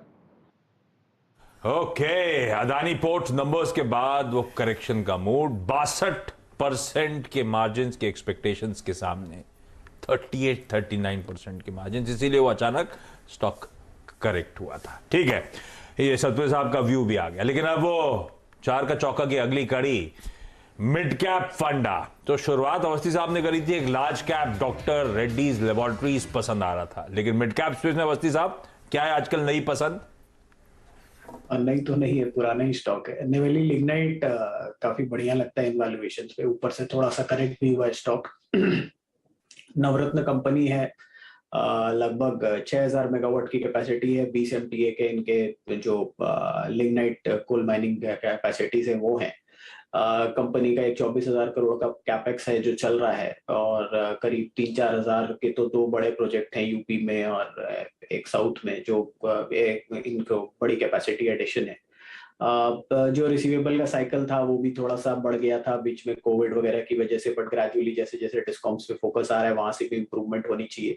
कंपनी की प्लांट अवेलेबिलिटी भी जो हिस्टोरिकली होती थी उससे थोड़ी सी कम थी, तो हम ये अनुमान कर रहे हैं कि ग्रेजुअली वो वहां इंप्रूव कर जाएगी। इस साल की अर्निंग लगभग 13 रुपए के आसपास रहनी चाहिए, तो हमें लगता है 8-9 का मल्टीपल कंपनी को आसानी से मिलना चाहिए। 4-5% की डिविडेंड यील्ड एग्जिस्टिंग नंबर्स पे भी है, तो हमें लगता है 104 रुपए के लक्ष्य के हिसाब से 1 साल के लिए नेवेली लिग्नाइट एक बहुत बढ़िया बेट है। लिग्नाइट NLC इंडिया, यह है पसंदीदा बेट अवस्थी साहब की, यह है आज का मिड कैप फंडा पिक। अवस्थी साहब ये नायका, ये CE इन्फो सिस्टम, वो पेटीएम नंबर्स देखे बाजार को तो आज तीनों पसंद आ रहे हैं। देखिए पेटीएम तो बहुत ज्यादा पिट गया था, जैसा मैंने बोला कि एक तबका है बाजार में जो इस टाइप की हाई ग्रोथ स्टोरीज को इंपॉर्टेंस देता है, वो ट्रेडिशनल वैल्यूएशन मैट्रिक्स पे नहीं जाते। वो ये चीज समझते हैं कि हम 10-12 साल में इन चीजों को होल्ड कर सकते हैं, तो वो रिस्क लेना चाहते हैं इन वैल्यूएशंस पे, क्योंकि बाकी जहां पे भी आप नॉर्मल मैट्रिक्स पे चीजों को देखते हैं वहां वैल्यूएशन एक सर्टेन स्पीड पे चलेगी, बिजनेस एक सर्टेन स्पीड पे चलेगा, तो वहां कुछ ऐसा एबनॉर्मल नहीं होगा। जो मल्टी बैगर पोटेंशियल है वो इन्हीं में से निकल के आएगा, बट हाँ ये प्रोबेबिलिटी, मल्टी बैगर जब आप बोलते हैं तो बैगर और बैगर में बहुत थोड़ा सा फर्क होता है, तो वो चैलेंज हमेशा रहता है, क्योंकि मल्टी बैगर कब मल्टी बैगर से कुछ और बन जाए आपको पता नहीं रहता। लेकिन इन तीनों स्टॉक्स में से मुझे लगता है नंबर्स के हिसाब से, अगर जैसे आप अभी मैपमा इंडिया के मैनेजमेंट से बात भी कर रहे थे, वहां अगर आप देखें तो अगले 2 साल भी लगभग 40-45-50% जैसी ग्रोथ रहनी चाहिए, और अगर वैसी ग्रोथ हो FY25 तक भी चला सकते हैं, तो मुझे लगता है 50-51 तक की EPS हो जाएगी, और ऐसे स्टॉक को 40 का मल्टीपल मिलना कोई मुश्किल काम नहीं होगा, तो 2000 तक के लक्ष्य भी हो सकते हैं। बट इमीडिएट अगर आप 24 भी डिस्काउंट कर रहे हैं तो वहां पे CE इन्फो या मैपमा इंडिया भी लगभग फुल्ली वैल्यूड लगेगा आपको। दरअसल मूव्स इन स्टॉक्स में देखने को मिले हैं, लेकिन थोड़ा सा सावधान रहिएगा पेटीएम को लेकर, क्योंकि ये मल्टी बैगर बन सकता है या फिर दूसरी तरफ भी पलट सकता है। दूसरी तरफ तो वैसे भी पलटा हुआ है स्टॉक की, जिस तरह की धुलाई हुई है। अब होपफुली यहाँ से जो होगा अच्छा ही होगा। गोल्डमैन सैक्स ने भी यही कहा था, 1000 के ऊपर, इनफैक्ट 1100 की टारगेट पेटीएम पर दे रहे थे वो। इधर वेस अब आगे बढ़े, क्या चल रहा है पे आ जाए आशीष? स्टिंगिंग प्ले आउट करिए, यतिन बैठे हैं उधर, दीपाली आपको नजर आएंगी, और जाना जाए क्या चल रहा है। क्या चल रहा है? आज मंडे है लेकिन चल रहा है क्या? तो फ्राइडे के बदले आज मंडे को ही अल्कोहल लिकर स्टॉक्स के ऊपर बातचीत करनी है। क्योंकि एक अहम डेवलपमेंट हुआ है महाराष्ट्र में। सुबह जो आपने न्यूज़पेपर्स देखे होंगे वहां आपको दिखा होगा कि जो महाराष्ट्र के IMFL कंपनीज हैं, यानी Indian made foreign liquor brands हैं, जिसके अंदर डियाजो यानी यूनाइटेड स्पिरिट शामिल है, रेडिको जैसी कंपनीज, GM ब्रूरीज, तो इनका जो एसोसिएशन है IMFL कंपनीज का, इन्होंने महाराष्ट्र सरकार से और जो डिपार्टमेंट हेड्स होते हैं उनको एक चिट्ठी लिखी है, जहां उन्होंने कहा है कि जिस हिसाब से होलसेल प्राइस इंडेक्स लगभग 15% से बढ़ा है और दूसरे रॉ मटेरियल्स बढ़े हैं, इनको एक प्राइस हाइक लेनी है। इसका एग्जैक्ट क्वांटम मैं आपको बताता हूं। Up to 125 rupees per 750 ml bottle उन्होंने मांगा है, यानी जो एक बॉटल होती है वहां लगभग depending on brand 85 to 125 rupees की इन्होंने हाइक मांगी है। अगर आपको ध्यान है, जो IMFL प्रोडक्ट्स होते हैं इनका जो प्राइसिंग होता है ये राज्य सरकार तय करती है, और जो इन्फ्लेशन इंडेक्स होता है और जो दूसरे कॉस्ट एसोसिएटेड होते हैं, मार्कअप्स एसोसिएटेड होते हैं, वो फॉर्मूला के बेसिस पे हर साल एक हाइक होती है। तो जहां तक कि एक्स्ट्राऑर्डिनरी सिचुएशन का सवाल है, आप देखोगे एक्स्ट्रा न्यूट्रल अल्कोहल यानी ENA जो एक की रॉ मटेरियल है लिकर बनाने के लिए, वो साल दर साल बेसिस पे 5% ऊपर है। ग्लास बॉटल्स जहां पैकिंग होती है वो 7% ऊपर है। पैकेजिंग कॉस्ट यानी जो कार्डबोर्ड के कॉस्ट होते हैं, पैकेजिंग कॉस्ट, वो 37% से बढ़ गए हैं। और अगर हम ट्रांसपोर्ट कॉस्ट की बात करें तो औसतन ईयर ऑन ईयर बेसिस पे 15% बढ़े हैं। पिछले काफ़ी सारे सालों में क्यूमुलेटिवली 50 से 60% ट्रांसपोर्ट कॉस्ट और लॉजिस्टिक्स कॉस्ट बढ़े हैं, क्योंकि क्रूड और जो पेट्रोल डीजल के दाम है वहाँ बहुत ज़्यादा बढ़ोतरी हुई। तो ये सब फैक्टर्स को देखते हुए IMFL कंपनीज ने गुहार लगाई है। और ऑब्वियसली ये डिसीजन एक्साइज कमिश्नर लेते हैं, वो जो है प्रस्ताव मंत्रालय में भेजते हैं जो कि स्टेट गवर्नमेंट बॉडी है। तो वहाँ जो है मुख्यमंत्री जी इस पे चर्चा करके इसको अप्रूव करते हैं, कैबिनेट अप्रूव करता है। तो प्रोसीजरल है, लेकिन गिवन द फैक्ट दैट काफ़ी दूसरे राज्यों ने यहाँ IMFL पे अलाउ किया है प्राइस हाइक, तो शायद अब महाराष्ट्र जो कि एक बड़ा लिकर कंज्यूमिंग स्टेट है, वहां भी आपको एक प्राइस हाइक होता हुआ दिखाई दे सकता है। बेसिकली जैसे FMCG कंपनियां ग्रामेज का खेल कर लेती है, लिकर कंपनियां वैसे नहीं। 750 ml खंबा मतलब 750 ml। हाँ, वो आप वो पैक को, स्मॉल पैक को 30 ml 60 ml को आप वैसा नहीं कर सकते ना, 54 ml 27 ml। ग्रामेज वाला गेम नहीं है, इसमें दाम बढ़ने हैं। इसमें पैनल में जो खुश नजर आ रहे हैं आपको मानस नजर आ रहा है और अवस्थी साहब, बाकी सबको मार झेलनी है। सत्य साहब, ये प्रीएम्प्ट करने के लिए आप चाहे तो स्टोर कर सकते हैं क्योंकि दाम बढ़ने वाले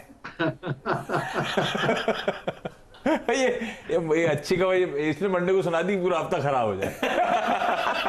अच्छा, पीवी सिंधु ने गोल्ड जीत लिया भाई। अरे वाह, तो 18 हो गए थे पहले, 19वां हो गया, तो सेलिब्रेट कर ले। गोल्ड के सेलिब्रेट करें। हाँ, वैसे प्रीएम्प्ट करें सत्तू साहब। इमेज होगी तो लेकर आइएगा प्रोड्यूसर साहब। हाँ, स्कोर वोर निकालिए कितने में। मैंने तो देखा था कि 1 step away from the gold सुबह में, लेकिन ये तो बड़ा इंटरेस्टिंग डेवलपमेंट हो गया। अच्छा, आज एक और चीज मैं देख रहा था, वो कौन सा ट्रिपल जंप होता है। ट्रिपल जंप पे गोल्ड हमारा, सिल्वर हमारा और वो 4th स्पॉट हमारा था, वो ब्रॉन्ज बच गया, नहीं तो रिकॉर्ड बन जाता। एक इवेंट में 3 मेडल्स हमारे पास होते।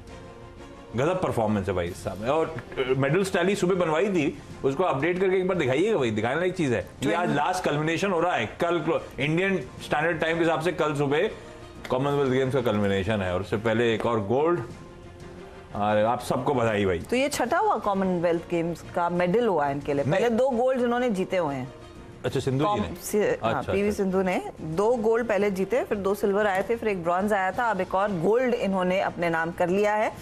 कनाडा की मिशेल ली को हराया 21-15, 21-13, तो क्लीन स्वीप है। तो ये जो सॉलिड गेम हुआ होगा। अवस्थी साहब, ये जो गोल्ड पे कस्टम ड्यूटी बढ़ाई है उसका असर पड़ेगा? ये लाएंगे तो महंगा पड़ेगा इनको, ये एग्जेम्पशन मिलता है? हमारे यहाँ गोल्ड बढ़ जाएगा तो गोल्ड की वैल्यू बढ़ जाएगी। हमारे ड्यूटी बढ़ाई थी ना बीच में। आई एम श्योर एग्जेम्पशन मिल जाएगा इनको। अच्छा, दीपाली से भी पूछना, दीपाली इंतजार कर रही है। हाँ दीपाली, बताइए, ये तो डिफेंस कंपनियों में एक तरफा तेजी देखने को मिली है, क्या चल रहा है यहाँ? तो HL तो रिकॉर्ड हाइस पर ट्रेड कर ही रहा है, लेकिन बाकी डिफेंस स्टॉक्स भी तेजी में ही हैं। BEL, BDL जैसे स्टॉक्स लाइफ टाइम हाइस के नजदीक ट्रेड कर रहे हैं। एस्ट्रा माइक्रो में काफी अच्छी मोमेंटम है, और आज ही नहीं पिछले हफ्ते भी इस पूरी पॉकेट में बाइंग इंटरेस्ट बने हुए थे। HL की इन पर्टिकुलर बात करें तो काफी सारे रिपोर्ट्स हैं HL को लेकर। आज जो लेटेस्ट रिपोर्ट आई है PTI के थ्रू, वो ये है कि company artificial intelligence driven drones develop कर रही है LAC विजिलेंस के लिए, जो कि बहुत बड़ी डेवलपमेंट हो सकती है आर्टिफिशियल इंटेलिजेंस ड्रोन्स को बनाना। दूसरी तरफ हमने देखा था कि फ्राइडे को ही ये खबर आई थी कि एक्सपोर्ट्स यहां पर कंपनी के बढ़ते हुए दिख सकते हैं, क्योंकि भारत ने मलेशिया को LCA तेजस ट्विन सीटर वेरिएंट का ऑफर दिया है, और रिपोर्ट्स हैं कि मलेशिया ने ऑलरेडी 18 LCA विमान जो है उनका टेंडर निकाला भी है। तो ये एक अपॉर्चुनिटी बनती हुई दिख रही है। जुलाई में ऑलरेडी हमने देखा था कि सैफरान हेलीकॉप्टर इंजन के साथ हल ने करार किया था इंजन को डेवलप करने के लिए। तो लगातार इस तरीके का न्यूज फ्लो आता हुआ दिख रहा है, लेकिन ओवरऑल भी इस सेक्टर को लेकर काफी पॉजिटिविटी हो गई है, क्योंकि ब्रोकरेज हाउसेज मानते हैं कि अब जो यहां से ऑर्डर इनफ्लोज होंगे डिफेंस कंपनीज के लिए, वो बढ़ते हुए दिखाई देंगे, ना ही सिर्फ डोमेस्टिक मार्केट में बल्कि एक्सपोर्ट मार्केट्स में भी। रिसेंटली जो डिफेंस एक्विजिशन काउंसिल है उसने 28,732 करोड़ के जो ऑर्डर्स हैं, जो प्रोक्योरमेंट प्रपोजल्स हैं, उनको अप्रूव किया है। दूसरी तरफ जो मिलिट्री और कमर्शियल एरोस्पेस है, वहां भी काफी ग्रोथ पोटेंशियल है। तो एक तरफ तो डोमेस्टिक मार्केट जहां पर मिलिट्री और कमर्शियल एरोस्पेस में अपॉर्चुनिटीज कंपनी के लिए काफी डेवलप हो रही हैं, और दूसरी तरफ जो एक्सपोर्ट मार्केट्स हैं, स्पेशली नाइजीरिया, इजिप्ट, मलेशिया, ये कुछ ऐसे नेशंस हैं जहां से फर्दर जो एक्सपोर्ट ऑर्डर अपॉर्चुनिटी है वो काफी ह्यूज हो सकती है। तो ये मल्टीपल फैक्टर्स हैं जो कि इस पूरे सेक्टर को सपोर्ट कर रहे हैं। तो कई सारे फैक्टर्स और डिफेंस कंपनियों में आज हम देख रहे हैं फिर से तेजी का जलवा और 2138 तक के लेवल्स है। हाल इस समय आपकी स्क्रीन पर दिखा रहा है। याद रखिएगा ये ब्लू स्काई टेरिटरी में है क्योंकि इसका 52 हफ्तों का जो लेवल था वो 2074 का था लास्ट, और उसके बाद हमने देखा एक तरफा तेजी देखने को मिली है। तो हर रोज यहाँ पर तेजी बढ़ती हुई और मजबूती दिख रही है। अच्छा, हाल के साथ साथ BDL पर भी ध्यान दीजिए। भारत डायनामिक्स का ट्रेड जो 4% ऊपर है। आज BEML में चुपचाप तेजी आ गई है, 3.5% तक की बढ़त यहाँ पर भी नजर आई है। और इस सेक्टर को आजकल काफी क्लोजली ट्रैक करते हैं आशीष चतुर्मोता, वो हमारे साथ जुड़ गए हैं। और आशीष चतुर्मोता देखिए टेक्निकल ही नहीं, आजकल तो तगड़ी फंडामेंटल रिसर्च के लिए भी माहिर है। आशीष जी, आप बताइए आपके लिहाज से क्या चल रहा है? बिल्कुल हर्षदा, गुड आफ्टरनून। देखिए, तो ये जो पूरा स्पेस है काफी प्रॉमिसिंग नजर आ रहा है और हमने BEL, HAL और अभी रिसेंटली भारत डायनामिक्स इन 3 स्टॉक्स को रिकमेंड भी किया। पहले HAL की बात करूं तो देखिए सबसे अच्छी बात ये कि ये स्टॉक आज भी आपको 13-14 P मल्टीपल पे फॉरवर्ड बेसिस पे मिल रहा है, जो कि काफी रीजनेबल वैल्यूएशन है, स्ट्रॉन्ग कैश बैलेंस शीट में है। और सबसे अच्छी बात यह कि इन्होंने करीब करीब जो डिफेंस प्रोडक्शन का जो टारगेट गवर्नमेंट का है वो करीब $25 बिलियन का है बाय 2025 और 5 बिलियन का करीब करीब एक्सपोर्ट का ट्रेजेक्ट्री हम देख सकते हैं 2025 में। तो ये एक बहुत बड़ी सेक्टर टेलविंड बनती हुई नजर आ रही है, जहां पर पे ग्रोथ अपॉर्चुनिटी मजबूत है और मल्टीपल एक्सपेंसिव नहीं होने की वजह से मुझे लगता है यहाँ पर एक री रेटिंग आपको कंसिस्टेंट बेसिस पे देखने को नजर आ रही है। HAL पे हमने 1800 पे कॉल इनिशिएट किया था, आज 2144 पे स्टॉक ट्रेड कर रहा है। बट जब वॉल्यूम्स आप देखते हैं तो ऐसा लगता है कि ये नई ट्रेजेक्ट्री में स्टॉक एंटर होगा। तो मेरा मानना है 2350-2400 के लक्ष्य आपको HAL के स्टॉक में देखने को नजर आएंगे। BDL पे मैंने लास्ट वीक आप क्या कॉल लिया था करीब 819 रुपए पे, अब स्टॉक चल रहा है 860। यहाँ पर भी मुझे लगता है कि बहुत ही अच्छा वीकली चार्ट का सेटअप हो चुका है। जैसे हमने कहा टेलविंड मजबूत है, तो इस स्टॉक में मैं समझता हूँ 950 रुपए तक की अपसाइड अभी भी देखने को नजर आ सकती है। तो यहाँ से भी एक करंट लेवल्स पर बाय ट्रेड BDL रहेगा और यहाँ स्टॉप करीब 830 का लगाकर एक लॉन्ग पोजीशन बनाई जा सकती है। ओके, अरे ये जैसे भी हम लोग बात कर रहे थे कि भोपाल उज्जैन में ऐसा बोलते हैं, क्या चल रही है? ये आपके अर्शवाइल MP था वैसे छत्तीसगढ़, या आपके वहां पे भी ऐसे ही बोलते हैं कि क्या चल रहा ही बोलते हैं? नहीं, तो ऐसा है आशीष जी कि मैं MP से भी था और साथ में से इंदौर, जबलपुर से भी थे। यस यस, बिल्कुल। देखिए, और जो मेरी जो मदर है वो इंदौर से थी, तो हम लोग जब बचपन में जाते थे तो भोपाल में जब बस पकड़ते थे तो ड्राइवर बोलता है कहाँ चल रही है, कहाँ जा रही है। तो ये एक टिपिकल लैंग्वेज हुआ करती थी और जिसको सुन के बहुत मजा आता था। Ashish ji, thank you BDL को इस बढ़िया कॉल के लिए। डिफेंस स्टॉक्स बहुत लंबे अरसे से BEL, HAL और फिर ऑफ लेट BDL, इन सब की जो तेजी थी आपने बहुत बढ़िया तरीके से बुनाई थी चतुर्मोता साहब के साथ। ऑटो स्टॉक्स की तेजी, ऑफ लेट, ये कुछ हाल फिलहाल के ट्रेड्स। बैंक निफ्टी अब 1% की तरफ बढ़ता हुआ आपको नजर आएगा और इस मोमेंटम में SBI भी लोअर लेवल से रिकवर हुआ है। अब तो सिर्फ 0.25%, एक समय 3.5% के दबाव वाला SBI अब मेरे ख्याल से केवल 0.2% के आसपास ही कमजोरी है। देखिए, लोअर लेवल से एक्यूमुलेशन की शुरुआत।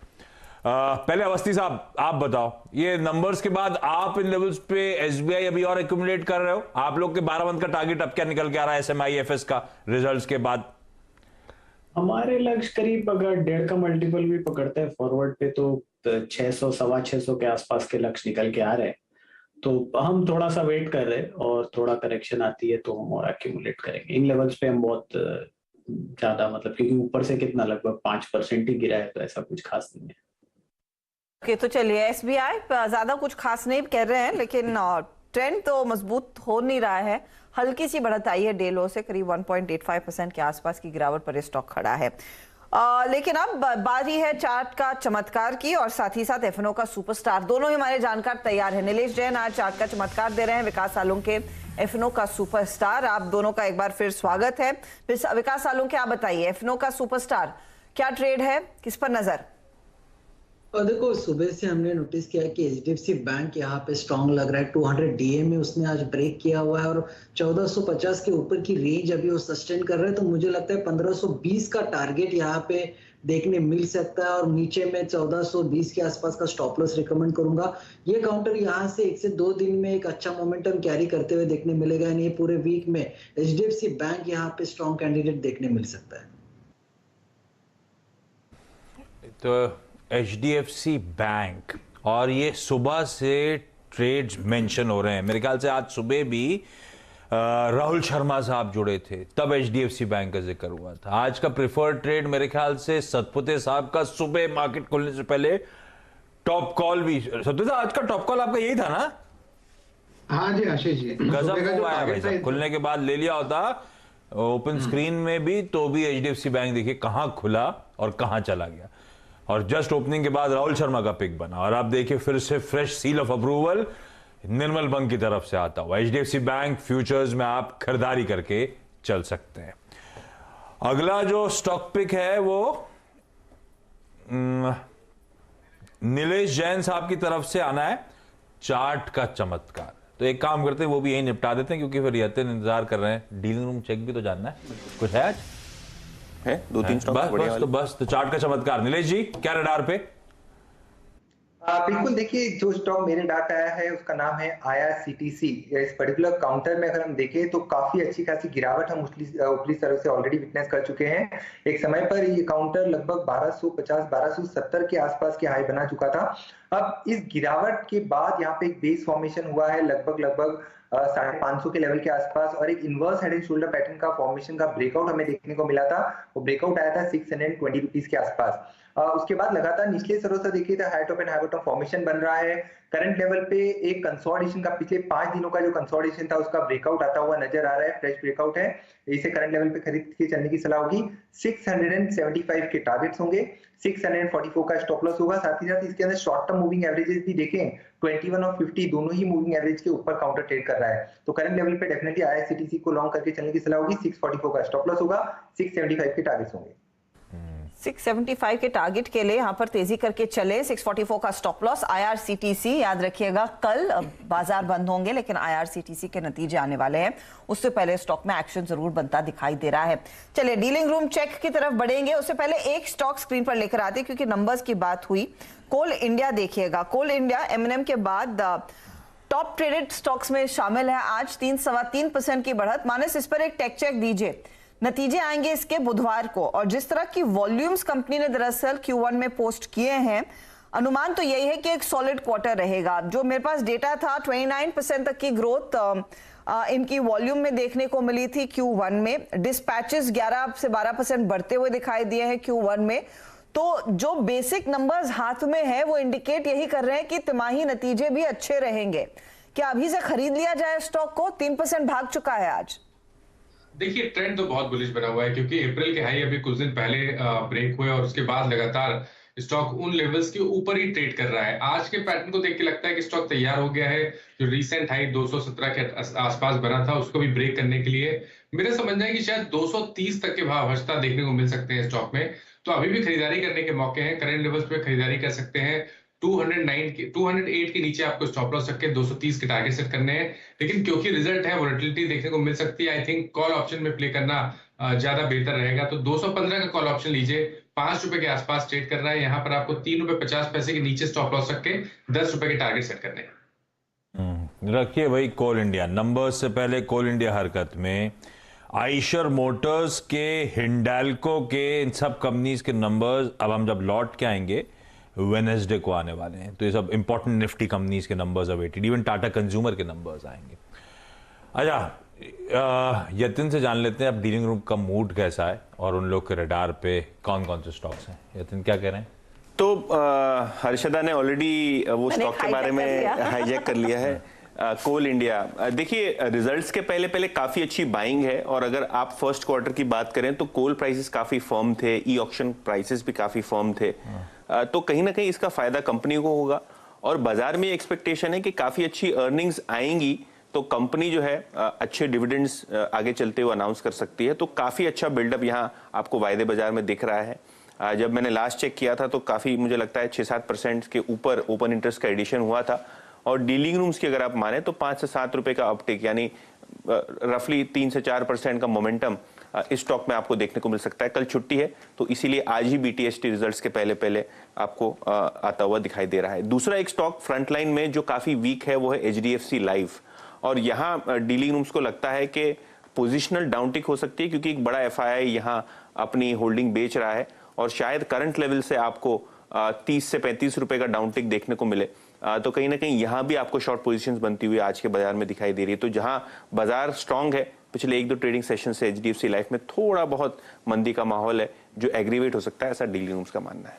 तो डिविडेंड डोल आउट अच्छा हो सकता है, इस होप में कोल इंडिया एक्यूमुलेट किया जा रहा है और एचडीएफसी लाइफ एक दबाव गहराता हो ये। लेकिन कल छुट्टी है, डीलिंग रूम में खुशी होती है इस बात की कि वर्किंग डे में छुट्टी है, कि उनको लगता है धंधे का एक दिन मार गया? नहीं, खुशी होती है जनरली ना, क्योंकि हर साल देखो 365 दिन का साल है। अपन खुशी मनाते हैं तो ट्रेडर बोलते हैं आपने एक दिन कमाई मारी जाती है। नहीं, ऐसा कुछ नहीं है। नौकरी वाले खुश रहते हैं। हाँ, खुश रहते, सब लोग खुश रहते हैं, क्योंकि 365 दिन में से हर साल आप देख लें on an average 250 trading sessions ही होते हैं। आप कुछ कर लीजिए चाहे, क्योंकि 52 हफ्ते में से 104 दिन तो ये निकल गए और दूसरे 40-50 हॉलीडे। सर आपको खुशी होती है छुट्टी की या हमें मिस करते हो आप? एब्सोल्युटली, बहुत खुशी होती है। खुशी होती है? हाँ, 100%। ये हमें मिस नहीं करते क्या? आपको मिस करता हूँ लेकिन याद करता हूँ ना। ठीक है, तो वैसे आप खुशी होती है। बड़ा डिप्लोमेटिक आंसर दे रहे हैं। एक्चुअली में क्या है, इतना सेंटी का सवाल पूछा था कि हर वर्मा नौकरी नहीं करता गावर सर, ने उसको जवाब ही नहीं दिया। उन्होंने सी इन्फो सिस्टम ही चेप दिया कि ये टारगेट, ये लक्ष्य है। वो ये नहीं बोलते नहीं जो कर रहे हो ठीक है, और प्रोत्साहन दे देते, कुछ इंकरेजमेंट दे देते। नहीं देखिए एक कॉन्सेप्ट है, क्योंकि गाबा जी हमारे घर के बुजुर्ग के बराबर हैं या हमारे सीनियर हैं, तो ऐसे होता है ना, जब आप फैमिली हो तो घर की मुर्गी दाल बराबर, तो आपको क्यों मिस करेंगे वो? आप डेली उनको आके छेड़ देते हैं, कुछ पिक्स ले लेते हैं, कुछ ऊट-पटांग चीजें पूछ लेते हैं। नहीं, तो कभी ऊट-पटांग कुछ नहीं पूछा। आप गाबा सर ने झंडा लगाया तो मैंने पीछे, आ भी नहीं है मेरे पास, तो मैंने पीछे झंडा लगाया था। मैं तो फॉलो करता हूँ उनके फुटस्टेप्स। बिल्कुल। ठीक है। अच्छा, कुछ ही देर बाद बीटीएसटी एसटीबीटी के सिलसिले की शुरुआत करेंगे, लेकिन उससे पहले अरे एचपीसीएल बीपीसीएल आज सुबह से 4-5% गिरा हुआ। अच्छा, वीकेंड पे खबर पढ़ रहा था, किसी ने अपने ही ऑफिस के ग्रुप में मेंशन करी थी, वो थी बांग्लादेश ने इस वीकेंड पे गाबा सर 51% अपनी फ्यूल प्राइसेस बढ़ा दी। 51% का जंप। अवस्थी साहब, आप लोग को गाड़ी भरने के लिए कभी गया होगा बांग्लादेश साइड, कोलकाता से? वहां से तो आता है, आना जाना लगा रहता है।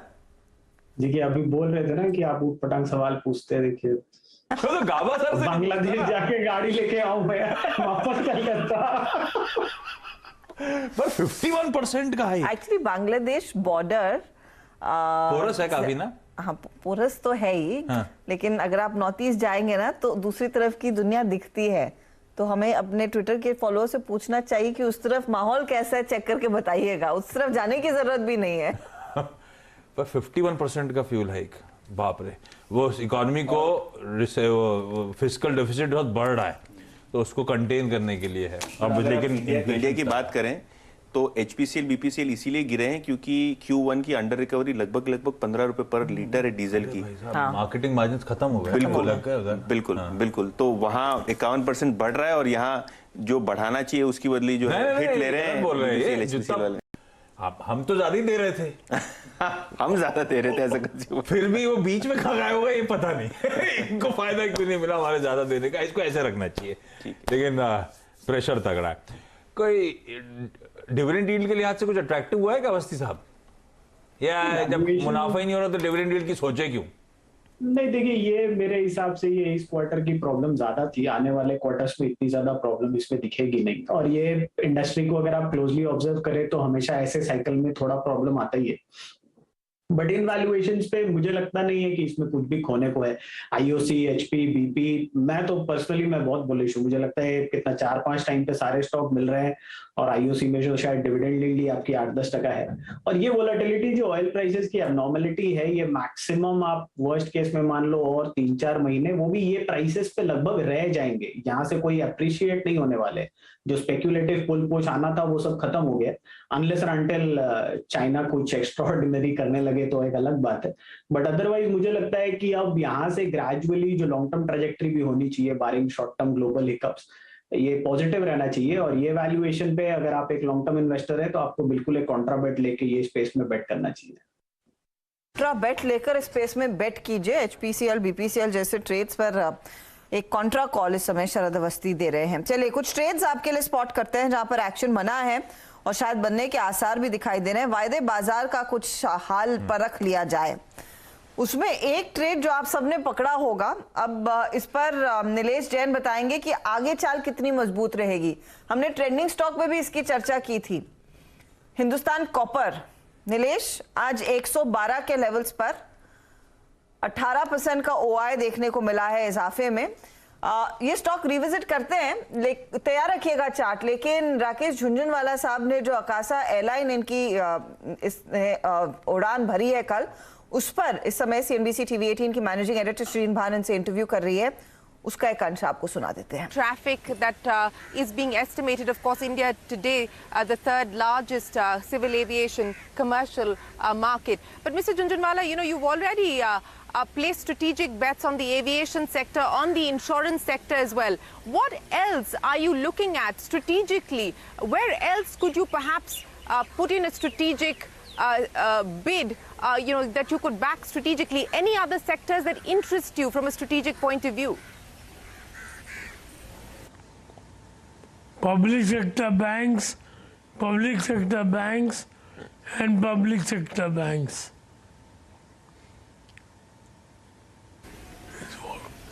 Is what I'm very bullish on.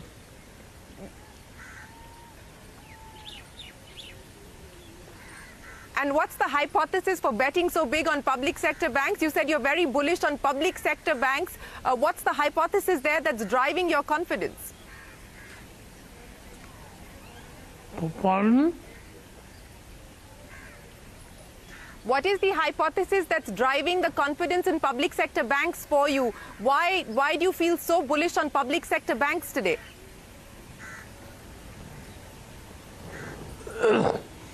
I think because credit demand will go up, and as a consequence, the pricing power of banks will go up. And two things is they are very well provided. I mean, I think they will write back, you know, instead of provisions. So two reasons why I'm very worried. There's the credit growth, gives them pricing power, and they are very well provided for.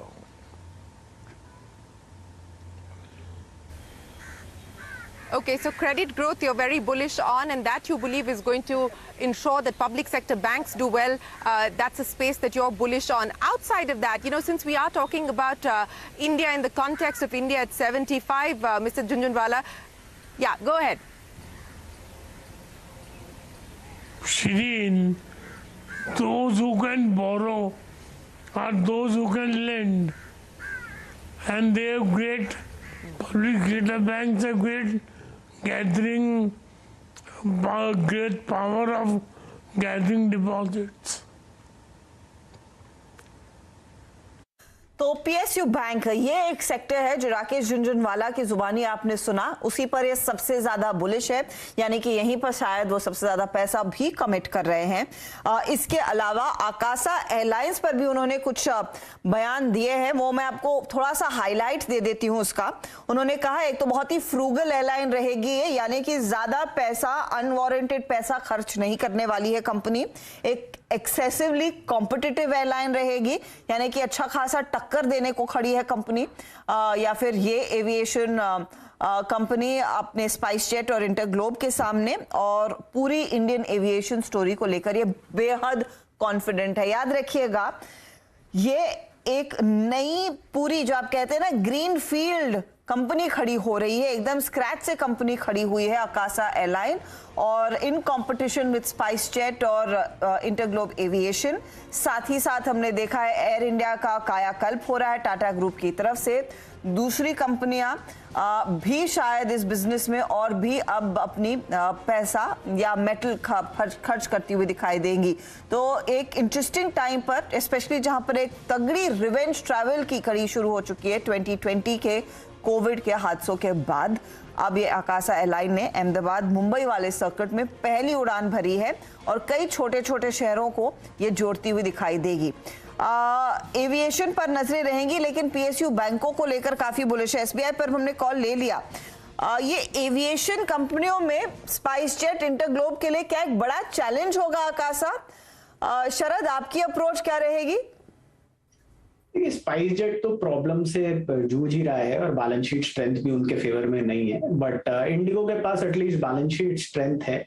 हाँ, एक नए incumbent के आने से थोड़ा challenging तो हो जाएगा माहौल, और जैसा कि ये बोल रहे हैं कि ये बजट एयरलाइंस की स्टाइल पे ही फोकस करेंगे तो थोड़ा सा कंपटीशन बढ़ेगा। इधर एयर इंडिया भी वापस रिवाइव हो रहा है टाटा के टेक ओवर के बाद, तो कंपटीशन रहेगा इंडस्ट्री में। बट जैसा कि वो खुद भी बोल रहे हैं और जैसा हम लोग का भी मानना है कि इंडस्ट्री में ग्रोथ काफी स्ट्रांग रहेगी। जिस तरीके से गवर्नमेंट नए छोटे से छोटे सिटीज को कनेक्ट कर रही है, मेरे हिसाब से उसका बहुत बड़ा रोल रहेगा। और इकोनॉमिक रिवाइवल तो ऑब्वियसली स्ट्रांग रहेगा ही। अगर आप इंडिया की टोटल पॉपुलेशन ट्रैजेक्टरी वगैरह देखें तो मुझे लगता है आने वाले 10-20 साल काफी पॉजिटिव रहने चाहिए पूरी स्पेस के लिए। तो चूंकि स्पेस इतनी तेजी से एक्सपैंड करेगी तो कंपटीशन का बहुत ज्यादा असर नहीं दिखना चाहिए। बट अभी जितने भी लिस्टेड है उसमें तो मैं इंडिगो के साथ ही जाना चाहूंगा। इंटरग्लोब एविएशन यानी कि इंडिगो के साथ आप जाएंगे। ये स्पाइस जेट को लेकर क्या कैश फ्लो की दिक्कत होगी? ऐसी क्या कुछ सुन रहे हैं आप खबरें मार्केट में कि जो इनके लेंडर्स हैं वो भी थोड़े बहुत तैनात हो गए हैं कि कंपनी में क्या चल रहा है? जी, रोज ही कुछ ना कुछ वहाँ प्रॉब्लम्स ही आ रही हैं। अनलेस एंड अनटिल वो जो नए इन्वेस्टर के इंडक्शन की बात कर रहे हैं वो मटेरियलाइज नहीं होता तो काफी प्रॉब्लम है मेरे हिसाब से। क्योंकि अब जो पॉसिबिलिटी थी कि ऑलरेडी 50% पे ऑपरेट कर रहे थे, ग्रेजुअली रैंप अप करते जब ठीक होता, लेकिन अभी ये डीसीजीए का आ गया तो 3-4 महीने का इनका ये प्रॉब्लम रहेगा कि इनको इसी लिमिट पे ऑपरेट करना होगा। और प्लस नया कुछ ऐसा ग्रोथ ये कर नहीं पाएंगे क्योंकि ऑलरेडी कैश ट्रैप्ड है। तो अनलेस एंड अनटिल कोई नया इन्वेस्टर इंडक्ट होता है, मुझे लगता है हाल फिलहाल में स्पाइस जेट में कोई बहुत बड़ा रिवाइवल आने की उम्मीद मुझे बहुत कम है। स्पाइस जेट में रिवाइवल आने की चांसेस बहुत ही कम है, इसलिए वो स्टॉक देखिए आज वो आकाशा की डेवलपमेंट पर 4% पिट गया है, तगड़ी गिरावट आई है। अच्छा, हिंदुस्तान कॉपर, नीलेश जैन आपसे रिक्वेस्ट की थी हमने कि एक बार इसका चार्ट चेक दीजिए। बताइए सर, ये आज का ट्रेड कल कैरी करने वाले लायक है या नहीं? बिल्कुल आशीष जी, देखिए ओपन इंटरेस्ट की अगर हम देखें डेटा तो 18% ओपन इंटरेस्ट इजाफा हुआ है। काफी स्ट्रॉन्ग वॉल्यूम एक्शन यहाँ पे देखने को मिल रहा है। 1 करोड़ 1.25 करोड़ के आसपास के वॉल्यूम यहाँ पे देखने को मिल रहे हैं। ओवरऑल स्ट्रक्चर भी अगर हम देखें टेक्निकली तो एक राउंडिंग बॉटम फॉर्मेशन जिसे हम कहते हैं उसका ब्रेकआउट हमें आते हुए देखने को मिल रहा है। वो ब्रेकआउट आया था 108 के लेवल के आसपास। ओवरऑल स्ट्रक्चर ये इंडिकेट कर रहा है कि यहाँ से एटलीस्ट 115 टू 120 तक का मूव यहाँ से कैरी फॉरवर्ड होना चाहिए। एग्जिस्टिंग लॉन्ग को तो डेफिनेटली होल्ड करके चले। अगर फ्रेश खरीदारी करनी है तो थोड़ी सी गिरावट आ जाए उसके बाद फ्रेश खरीदारी कर सकते हैं और एग्जिस्टिंग लॉन्ग को 108 की स्टॉप लॉस से कैरी फॉरवर्ड करना चाहिए। तो हिंदुस्तान कॉपर में ट्रेड को कैरी फॉरवर्ड कीजिए। ये एक बीटीएसटी ट्रेड भी हुआ, कल के लिए तो ले ही जाना है। चलिए बीटीएसटी की श्रृंखला अब शुरू करते हैं। मानस, बताइए आपका ट्रेड क्या रहेगा? तो देखिए इंडिया सीमेंट में खरीदारी करके जाएंगे। ऐसा लग रहा है कि जो 3-4 दिन का करेक्शन था वो कंप्लीट हो गया है और इंडिया सीमेंट अब वापस एक नॉर्थवर्ड जर्नी के लिए तैयार हो गया है। तो आई थिंक यहाँ पर करंट लेवल्स पे खरीदारी करनी है। 191 के स्टॉप लॉस से 205 रुपए तक के टारगेट्स देखने को मिल सकते हैं। इंडिया सीमेंट में तेजी करके चले और एक तगड़ी खरीदारी यहाँ पर स्क्रीन पर आ रही है और ये कंटिन्यू होगी। राजेश सातपुते, आपका बीटीएसटी? हर्षद जी, देखिए एक तो एक्सिस बैंक दिया, मुझे लगता है वो भी एक अच्छा बीटीएसटी होगा। लेकिन कुछ नया लेके जाना है तो फिर एचडीएफसी लिमिटेड मैं लेके जाऊंगा क्योंकि HDFC limited is trading well about 2400। तो यहाँ पे कॉल राइटर जो कंफर्टेबल थे, मुझे लगता है वहां पे शॉर्ट स्क्वीज होगा। टारगेट होगा 2450 का, स्टॉप लॉस होगा 2380 का। 50 के लिए तेजी करें। आज वैसे अमित सेठ ने भी एचडीएफसी लिमिटेड पर एक बाय कॉल दिया था हमारे 11 बजे वाले कार्यक्रम में, खिलाड़ी नंबर 1 में, उसको लेकर काफी बुलिश थे। 2500 की बात कर रहे थे, आप कह रहे हैं 2450। गावा साहब, आपका ट्रेड? बीटीएसटी तौर पर मैंने चुना है इस वक्त एलएनटी। तेजी है यहाँ पर, स्ट्रक्चर अच्छा है। 1815 का कोई स्टॉप लगाकर चले तो 1850 पॉसिबल है एलएनटी में। 1850 की तरफ बढ़ेगा ये काउंटर। एलएनटी में तेजी का कॉल गाबा साहब का। नीलेश जैन, बताइए आपका नया ट्रेड क्या रहेगा बीटीएसटी के तौर पर? बीटीएसटी के तौर पर डाबर को खरीद के चलना होगा। यहाँ पे खरीद के चलने की सलाह होगी। एक बहुत ही बड़े कंसोलिडेशन के बाद एक ब्रेकआउट जो हमने देखा था, उसके बाद एक लोअर टॉप बने थे इसके अंदर, उसका ब्रेकआउट हमें आज के सेशन में आता हुआ नजर आ रहा है। ओवरऑल स्ट्रक्चर यही इंडिकेट कर रहा है कि यहाँ से एटलीस्ट 600 तक के लेवल ऊपरी स्तर पर देखने को मिल जाने चाहिए और 577 माफ कीजिएगा, हाँ 577 का स्टॉप लॉस होगा, 600 के टारगेट्स होंगे। तो 670 के टारगेट के लिए एक अपॉर्चुनिटी डाबर में देखने को मिल रही है। डाबर के मैनेजमेंट की भी कमेंट्री CNBC आवाज पर बेहद मजबूत थी। स्टॉक देखिए करीब 1.5% ऊपर है। शरद, आपकी तरफ से कोई ट्रेड BTST के तौर पर?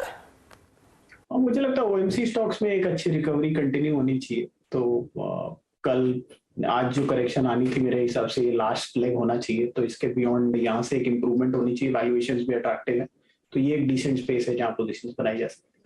तो दोनों लेंगे, HPBP, IOC तीनों लेंगे या फिर कोई एक खास पसंद है? IOC मुझे ज्यादा पसंद है, बट HPBP में भी मुझे कोई ऐसी प्रॉब्लम नजर नहीं आती। ओके, तो IOC एक प्रेफर्ड पिक रहेगा, इसी पर ध्यान दीजिएगा जहां पर ज्यादा एक तगड़ी रिकवरी की उम्मीद जताई जा रही है। चलिए वायदे के कुछ और काउंटर्स मैं आपकी स्क्रीन पर लेकर आती हूं जहां पर जाते जाते और ट्रेंड मजबूत हो रहा है। कैपिटल गुड्स की बात गाबा साहब ने की L&T के रूप में। एक बार ध्यान देंगे आप प्लीज राजेश सातपुते, सीमेंस के स्टॉक पर 4% ऊपर है। यहाँ पर भी बहुत स्ट्रॉन्ग ट्रेंड देखने को मिला है और लार्जली कैपिटल गुड स्पेस में जो भी नतीजे आए वो अच्छे ही रहे हैं। हाँ जी, हर्षदा जी देखिए, सुबह हमने इस पे बात भी की थी और मुझे लगता है कि सीमेंस अपने एक इम्पोर्टेंट पड़ाव पे आया हुआ है। ये जो पड़ाव है वो करीबन 2800 के आसपास है। 2800 का अगर आप कॉल लेटर देखें तो 2800 पे ही खड़ा है। एट द सेम टाइम आप टेक्निकली देखें तो 2820 का रेजिस्टेंस है। तो ओवरऑल डेटा अगर आप देखें तो अच्छा है, लेकिन रेजिस्टेंस पे खड़ा है। तो आपको एक स्ट्रैटेजी रखनी पड़ेगी। आप 2800 का यानी फ्यूचर रहेगा तो लॉन्ग लिक्विड करें और सेफ्टी के लिए आप 2800 का कॉल ऑप्शन लेके जाए जो करीबन आपको मिल रहा है 83 के आसपास। सो आई थिंक एक सेफर बेट होगा इफ यू कि अगर आप 2800 का कॉल ऑप्शन लेके जाए। आपको स्टॉप लॉस जो मेंटेन करना पड़ेगा वो रहेगा करीबन 60 का और एक टारगेट सेट करे 120 से लेके 130 का। तो सीमेंस का 2800 का कॉल ऑप्शन एक सेफर स्ट्रेटेजी है। 2800 के कॉल ऑप्शन में एक ट्रेड का मौका एक बार दिखाइएगा। 2800 का कॉल ऑप्शन 83 के आसपास ट्रेड कर रहा है। 100 के ऊपर जाने के चांसेस दिखाई दे रहे हैं इस पर्टिकुलर सौदे में, ये कहना है फिलहाल हमारे सातपुते साहब का। अच्छा, आयशा मोटर्स देखते हैं एक बार, वहां पर क्या स्थिति बनती दिखाई दे रही है। स्टॉक हल्की सी बहुत माइल्ड गेन्स पर है। शरद, मैं ब्लूमबर्ग का एस्टिमेट पढ़ रही थी तो उनका मानना है कि मार्जिन्स इनफैक्ट इस क्वार्टर बढ़ेंगे क्योंकि उन्होंने प्रोडक्ट प्राइस बढ़ा दिया था तो वो पास ऑन किया। प्रॉफिट में 603 करोड़ का आंकड़ा आ सकता है, यानी कि 165% का इजाफा और 3318 करोड़ तक का रेवेन्यू का अनुमान है। आयशा, वैसे आप देखिए रॉयल एनफील्ड की सेल्स में हल्का सा पिकअप रहा है, इतना ज्यादा पिकअप नहीं देखने को मिला है। आपकी अप्रोच क्या रहेगी स्टॉक पर? देखिए, एक तो नई जो बाइक इन्होंने लॉन्च की है वो थोड़ी सबसे हल्की शायद बुलेट की अभी तक की श्रृंखला में बाइक है, तो उसकी कैसी डिमांड ट्रैजेक्टरी वो हम देखना चाहेंगे। और अभी जो वैल्यूएशन है उस हिसाब से हमारा जो मानना था कि हमारे हिसाब से लक्ष्य करीब 2922-2950 के आ रहे थे। तो इन वैल्यूएशंस पे हमें लगता है कि 25 के नंबर्स पे भी लगभग फुल्ली वैल्यूड है। अपसाइड रिस्क ये हो सकता है कि अगर आपकी ये जो नई लॉन्च है उसको बहुत बम्पर रेस्पॉन्स मिलता है तो, बट वो सब लेने के बावजूद भी मुझे लगता है अभी लगभग फुल्ली वैल्यूड है स्टॉक। ये जो नई बुलेट की बात करें, ये हंटर 350 की बात हो रही है ना? जी जी जी। सातपुते जी, बुलेट लाइट हुई तो बुलेट हुई क्या? पता नहीं आयशा जी, मैंने चेक नहीं किया अभी तक। जो मेरे पास है वो दैट इज 350 सीसी। तो नहीं, सीसी तो ये भी वही है, हंटर 350 भी 350 सीसी है, लेकिन ये थोड़ी सी लाइट है। मतलब इतनी बुलेट में लगता है ना कि बहुत ही भारी गाड़ी है, तो कुछ लोग चलाने या फिर खरीदने से परहेज करते हैं। ये उनके लिए शायद इसको थोड़ा सा रिवैम्प और थोड़ा सा हल्का बनाया गया है। बात तो सही है, लेकिन अभी तक तो मैंने हर्षदा जी चेक नहीं की है। तो कल क्योंकि छुट्टी है तो आप एक बार टेस्ट ड्राइव करने की कोशिश करें और बताइए कि क्या वही फील आती है, क्या आप उतने ही कूल महसूस करते हैं उसको चलाते वक्त जब वर्सेस योर ओन बुलेट? बताइएगा एक चैनल चेक करके। लेकिन हाँ, इससे मार्केट एक्सपैंड तो हो सकता है क्योंकि बुलेट में यही दिक्कत थी, कई सारे लोग नहीं खरीदते थे सोच के भारी गाड़ी है, हम नहीं चला पाएंगे, मैनेज नहीं कर पाएंगे। अच्छा, लेकिन एक स्टॉक जो बड़े आसानी से तेजी के ग्रिप में है, हमने एक्सिस बैंक की बात की, HDFC बैंक की बात की, एक बार माने इंडसइंड बैंक पर कोई व्यू है क्या यहाँ पर भी उतना ही कॉन्फिडेंस है स्टॉक में तेजी कैरी करने का?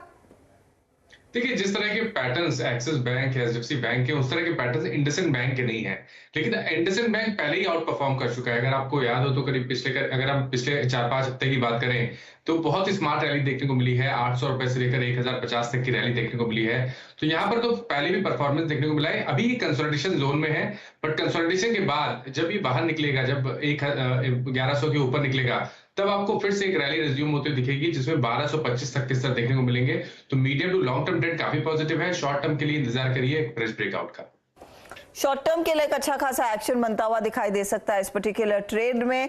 इंडसइंड बैंक जहां पर थोड़ी सी हरकत देखने को मिल रही है। अच्छा, कावेरी सीड इस बीच नतीजे आ चुके हैं। मुनाफा 204 करोड़ से बढ़कर 243 करोड़ पर आया, उस पर आप ध्यान दीजिएगा। आय भी बढ़ी है, माइल्ड बढ़ी है, 56 करोड़ ही आय में इजाफा देखने को मिला है। 630 थी, 685 आ चुकी। यह है स्टॉक आपके सामने 1.5% ऊपर। लेकिन जाते जाते लोग खरीदारी कर रहे हैं पेपर कंपनियों में। मालू पेपर देखिएगा, जेके पेपर देखिएगा, स्टार पेपर देखिएगा, सब में अच्छी खरीदारी देखने को मिली है। अब इसके लिए ट्रिगर है या नहीं मुझे नहीं पता, लेकिन चार्टिकली गावा साहब कुछ हो रहा है क्या? मालू, जेके, स्टार सब में तेजी आ गई अचानक। ये सेकंड हाफ का ही खेल है पूरा। मालू पेपर में देख लेता हूँ। जेके पेपर, यस, जेके पेपर मिल नहीं रहा मुझे चार्ट में, कोशिश करता हूँ मैं। यस, मिल जाएगा। यस, जेके पेपर मिल गया। जेके पेपर का चार्ट मुझे अच्छा लगता है। 380 का स्टॉप लगाना चाहिए, ये 400 पार कर लेगा। स्ट्रक्चरली ठीक नजर आता है तो जेके पेपर में ट्रेड बनता है। तो ये फिलहाल आपके लिए एक इंटरेस्टिंग ट्रेड। अवस्थी साहब, कुछ हो रहा है क्या इन पेपर कंपनियों में? देखिए, लगातार प्राइसेस वगैरह बढ़ रहे हैं और प्लस जो यूरोपियन एरियाज में गैस की प्रॉब्लम है, उसकी वजह से पेपर पे, ग्लास पे, ये उत्पादन पे प्रॉब्लम है। तो वहां से थोड़ा सा शिफ्ट, ये उम्मीद कर रहे हैं कि प्राइसेस थोड़े फर्म ही रहेंगे इस स्पेस में, क्योंकि वहां की प्रोडक्शन ग्लोबल स्केप में से एब्सेंट हो जाएगी। और अगर आप पिछले 3-4 महीने में देखें तो लगातार इन्होंने प्राइसेस वगैरह बढ़ाए भी, तो उसका भी काफी फायदा इनको मिलना चाहिए। हाइक्स का फायदा जेके पेपर में क्लियरली 391 के लेवल्स पर, और गवा साहब कह रहे हैं चार्ट्स पर भी स्टॉक अच्छी खासी चमक दिखा रहा है। नीलेश जैन, एक बार फर्टिलाइजर कंपनियों में ध्यान दीजिएगा। ये चंबल फर्टिलाइजर में हम देख रहे हैं प्राइस एक्शन तो है, लेकिन ओपन इंटरेस्ट अभी भी नेगेटिव टेरिटरी में। कुछ शॉर्ट्स कवर होने के आसार है क्या आगे? जी बिल्कुल अर्षदा जी, काफी अच्छा प्राइस एक्शन हमें आज के सेशन में देखने को मिला है। इनफैक्ट वॉल्यूम में भी काफी अच्छा अट्रैक्शन है और 2 दिन के हाइस को पार किया है काउंटर ने, और जिस हिसाब से स्ट्रक्चर डेवलप होता हुआ नजर आ रहा है गोइंग फॉरवर्ड 340-345 तक का मूव हमें यहाँ पे देखने को मिल सकता है। जिनके पास लॉन्ग पोजीशन है ऑलरेडी, वो होल्ड करके चल सकते हैं। 321 के स्पॉट लेवल्स में स्टॉप लॉस मेंटेन करें, और जो स्ट्रक्चर है वो थोड़ा सा पॉजिटिव साइड में 347 की तरफ तेजी दिखा सकता है चंबल फर्टिलाइजर। IRCTC नीलेश जैन ने आते ही उस पर एक ट्रेड दिया था, एक बार दिखाइएगा, वो चार्ट दिखाइए और इनके लेवल्स भी दिखाइएगा। तो IRCTC इस समय करीब 2.5% ऊपर है। याद रखिएगा, कल आएंगे नतीजे IRCTC के। 3 कंपनियों के कल नतीजे आने वाले हैं। एक है IRCTC, दूसरा है पिडिलाइट, तीसरा है टाटा कंज्यूमर। तो उनमें से एक स्टॉक जिसमें तेजी बनी है। तो IRCTC पर करीब 2:30 बजे के आसपास जो कॉल नीलेश जैन ने आपको दिया था वो एक बार दिखाइएगा टारगेट स्टॉप लॉस के साथ, क्योंकि ये दरअसल इस समय रेडार पर आ गया है राजेश सातपुते के भी। दिखाएंगे वो प्लेट टारगेट स्टॉप लॉस वाली प्लीज। हाँ, 675 का टारगेट इनका था, 644 स्टॉप लॉस। स्टॉक है 660 के लेवल्स पर, डे हाई पर आ चुका है। राजेश जी, अब बताइए, लेवल को आगे और बढ़ाना है? हाँ जी हर्षदा जी, देखिए ये क्लियर कट, आप अगर आप देखें डेली चार्ट को तो इससे इन्वर्टेड है फ्लैग फॉर्मेशन, और जिसका ब्रेकआउट होने के बाद आज फिर से कंटिन्यूएशन ऑफ द ट्रेंड, तो इससे वेज फॉर्मेशन हम इसे कहते हैं। तो डबल कंफर्मेशन आ रहा है। तो इसका जो टारगेट बनता है पोजिशनली वो बनता है 700 का। तो 700 के टारगेट के लिए IRCTC बाय करे 658 करंट प्राइस चल रहा है। आपको स्टॉप लॉस रखना है 645। हर्षदा जी, आपने क्योंकि रिजल्ट की बात की तो मैं यहाँ पे कॉल ऑप्शन भी देना चाहता हूँ, क्योंकि वोलेटिलिटी होती है। तो 660 का कॉल ऑप्शन करीबन 25 से 27 रुपए के रेंज में मिलेगा। इसे बाय करे, 20 का स्टॉप लॉस रखे और 50 प्लस के टारगेट सेट करे। तो बाय IRCTC 660 कॉल ऑप्शन। तो 60 का कॉल ऑप्शन जो रफली इन द मनी होगा, क्योंकि 659 पर तो आ ही गया है स्टॉक। यहाँ पर अच्छी तेजी लेकर चले आप। I am not sure Q1 में कितनी कमाई कंपनी करेगी, क्योंकि Q1 में इतना पिकअप नहीं था। देखते हैं क्या नंबर्स आते हैं कंपनी की तरफ से।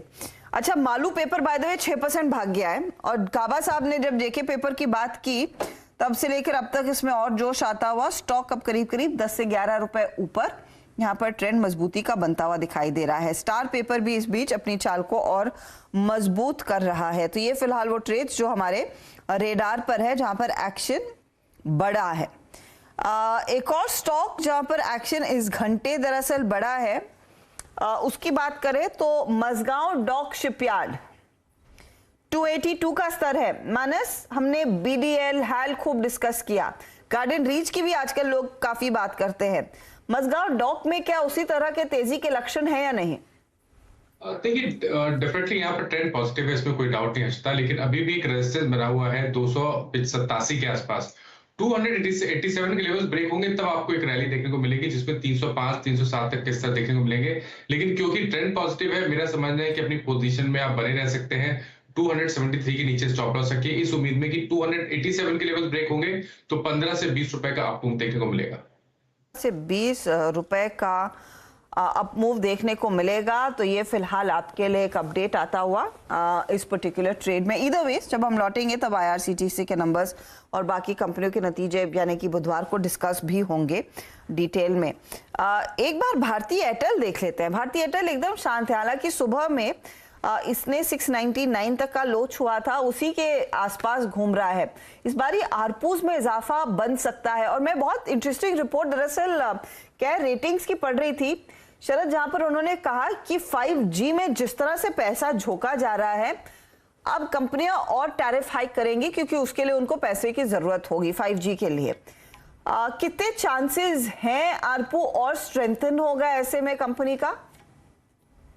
देखिए, मुझे लगता है कि जनरली आपको अक्रॉस टेलीकॉम आरपीयूज में स्ट्रेंथनिंग जो है ये कंटिन्यूअस प्रोसेस दिखना चाहिए, क्योंकि कंपैरेटिवली शायद हमसे सस्ती आरपीयूज कहीं भी डेवलपिंग वर्ल्ड या डेवलप्ड वर्ल्ड में है नहीं। तो ग्रेजुअली ये ट्रेंड तो कैचअप करेगा। प्लस 5G की वजह से जो लोड है वो ट्विन है, क्योंकि एक तरफ तो जो लाइसेंसिंग के लिए पैसे देने पड़ते हैं स्पेक्ट्रम के लिए, वो एक एडहॉक मनी है, और प्लस अपना जो भी इंफ्रास्ट्रक्चर है वो ज्यादातर टावर डिपेंडेंट है, जो कि एक्चुअली फाइबर डिपेंडेंट ज्यादा होना चाहिए ताकि आप 5G जैसा हेवी जो ट्रांसमिशन है उसको कैरी कर सकें। तो फाइबर पे भी काफी खर्चा इन कंपनीज को करना पड़ेगा। तो ये दोनों मिला के मुझे लगता है ये रहे, और आरपूज में नॉर्मली भी बढ़ना चाहिए, और ये भी एक रीजन रहेगा क्योंकि 5G मुझे लगता है कस्टमर से ज्यादा अभी प्राइमरी जो मशीन टू मशीन कम्युनिकेशन पे फोकस रहेगा, वो प्रोवाइड करने पे कंपनी ज्यादा फोकस करेगी। तो ये फिलहाल आपके लिए एक अपडेट भारतीय एयरटेल में। कोई खास लेवल गावा साहब आप वॉच करना चाहेंगे भारतीय के लिए? आज शाम को नतीजे आएंगे तो रिएक्शन अब बुधवार को ही देखने को मिलेगा, लेकिन एनी की फिगर जिस पर आपकी नजर होनी चाहिए कि एक्स प्राइस के ऊपर निकल जाए तो हाँ बात बन सकती है? जी हाँ, कल का हाई और आज का हाई भारतीय एयरटेल में सेम है, वो पार करना जरूरी है अगर वो खरीदना है तो। वो कहाँ पर है? वो करीब 710 का है। 710 के पार निकलता है तब ठीक है, लेकिन जब 710 गया हुआ ये जाते जाते स्ट्रेच हो चुका, अगर वहां 710 के बाद निकलता है तो ज्यादा स्ट्रेच हो जाएगा। तो मैं थोड़ा डिप का इंतजार करूंगा। डिप करीब 690 700 690 95 के आसपास मिलता है तो शायद एक बाइंग का मौका रहेगा। अगर अर्ली मॉर्निंग डिप मिलता है तो मेरे ख्याल से वो पार करना जरूरी है, या तो फिर डिप मिल जाए। ओके, तो ये फिलहाल अर्ली मॉर्निंग अगर डिप मिलता है तो खरीदे स्टॉक को, देखते हैं बुधवार को कैसा खुलता है। चलिए वॉल की तरफ चलते हैं, 2-2.5 मिनट बचे हैं, फिर आपको बताएंगे कौन कौन से ट्रेड्स में क्या क्या हुआ है आज सेकेंड हाफ में। तो एक ट्रेड जो झूम कर चला है वो ऑफ कोर्स पेपर कंपनियां हैं। मालू पेपर इस समय 7% ऊपर, लेकिन निफ्टी की चाल आपके सामने है। 17,531 के लेवल्स, मैंने हाई लिखा था, मेरे ख्याल में 17,541 था हाई, तो उसी के आसपास दरअसल ट्रेड जाकर टिकता हुआ दिखाई देगा। 130 अंकों की बढ़त पर निफ्टी बैंक की चाल मजबूत हुई है। आज 330 अंकों तक का उछाल देखने को मिला है। आज आप गौर करिएगा एडवांस डिक्लाइन रेशियो बाजार बंद होते होते थोड़ा सा संकरा होता हुआ दिखाई दिया, लेकिन बढ़ने वाले शेयरों की संख्या ज्यादा थी। आईटी काउंटर्स में थोड़ा सा फ्लैटिश मूव था। आज 2-3 सेक्टर्स चले हैं। एक तो बैंकिंग स्टॉक्स में तेजी देखने को मिली, इसके अलावा आज ऑटो कंपनियों में जोश था। मारुति जैसे काउंटर्स, M&M जैसे काउंटर्स ये भागते हुए दिखाई दिए थे। ऑटो इंडेक्स देखिए करीब 111-15 अंकों की बढ़त दिखाने में कामयाब था। इसके अलावा यहाँ पर हमने देखा है जो ट्रेंड तेजी का था वो निजी बैंकों में था, और निजी बैंक के कुछ स्टॉक्स आपकी स्क्रीन पर लेकर आते हैं। HDFC बैंक एक्सिस जैसे ट्रेड्स, इंडसइंड जैसे ट्रेड्स, यहीं पर सबसे ज़्यादा तेज़ी देखने को मिली है। ये वो ट्रेंड सेटर्स रहे हैं आज के, जिन्होंने मार्केट को अच्छा खासा सपोर्ट दिया है।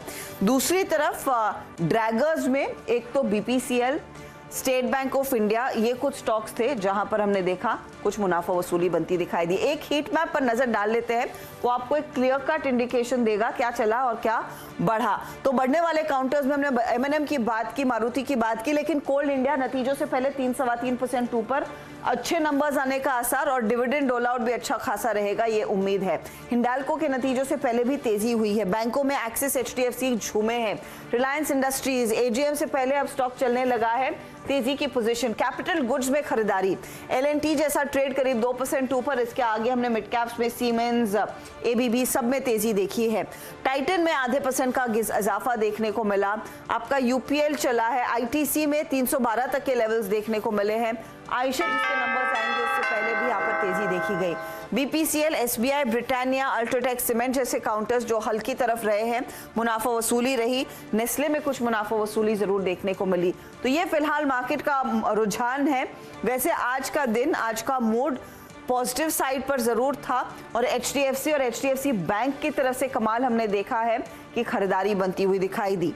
तो आज मंडे 17,525 के लेवल्स पर इंडेक्स जाकर टिका। याद रखिएगा 17,700 का इंतजार अभी भी है और निफ्टी बैंक में भी करीब करीब 324 अंकों की बढ़त देखने को मिली। इस बीच सीधा सौदा में हमारे दोनों नीरज और आशीष के जो स्टॉक्स थे उनका क्या हाल था वो आपकी स्क्रीन पर लेकर आते हैं। तो आशीष ने आज जेंसार पर एक शॉर्ट कॉल दिया, नतीजे खराब थे, स्टॉक पिटा। SCI के नंबर्स खराब और HPCL के नंबर्स खराब पर भी इन्होंने कॉल दिया था कि पिटेंगे काउंटर्स, ठीक वही हुआ है। AGS ट्रांजैक्ट 6% ऊपर, नतीजों पर स्टॉक रिएक्ट करता हुआ, नतीजे इनफैक्ट पहले नतीजे हैं लिस्टिंग के बाद के। नीरज ने टार्सन्स प्रोडक्ट्स पर मंदी का कॉल दिया, नितिन स्पिनर्स पर मंदी का कॉल दिया, रेमंड पर एक मंदी का कॉल दिया, लेकिन MGL पर एक तेजी का कॉल था और वो स्टॉक भी चला है। तो ये आउट परफॉर्मर्स रहे हैं। अच्छा, याद रखिएगा आज शाम अमेरिकी बाजार खुलेंगे। इंडिकेशन ये है कि डाउ फ्यूचर्स कह रहा है कि 58 से 60 अंकों की बढ़त पर वहां पर कार्यक्रम की शुरुआत होती हुई दिखाई देगी। लेकिन आज का डाउ का परफॉर्मेंस, कल शाम का डाउ का परफॉर्मेंस, 2 विदेशी ट्रेडिंग सेशंस को हम फैक्टर इन करेंगे बुधवार सुबह को, जब हम आपके साथ फिर जुड़ेंगे, क्योंकि कल है मुहर्रम, आपकी छुट्टी भारतीय बाजारों के लिए। इसी मोड पर हमारे सारे जानकारों को छोड़ जाते हैं। बहुत बहुत शुक्रिया आप सभी का हमारे लिए समय निकालने के लिए, और सभी दर्शकों को मार्केट ओपनिंग की तैयारी तो हम करवा के देंगे। ठीक 7 बजे आप सबसे मुलाकात होगी बुधवार सुबह को। आप बने रहें CNBC आवाज के साथ, खबरों का सिलसिला जारी रहेगा।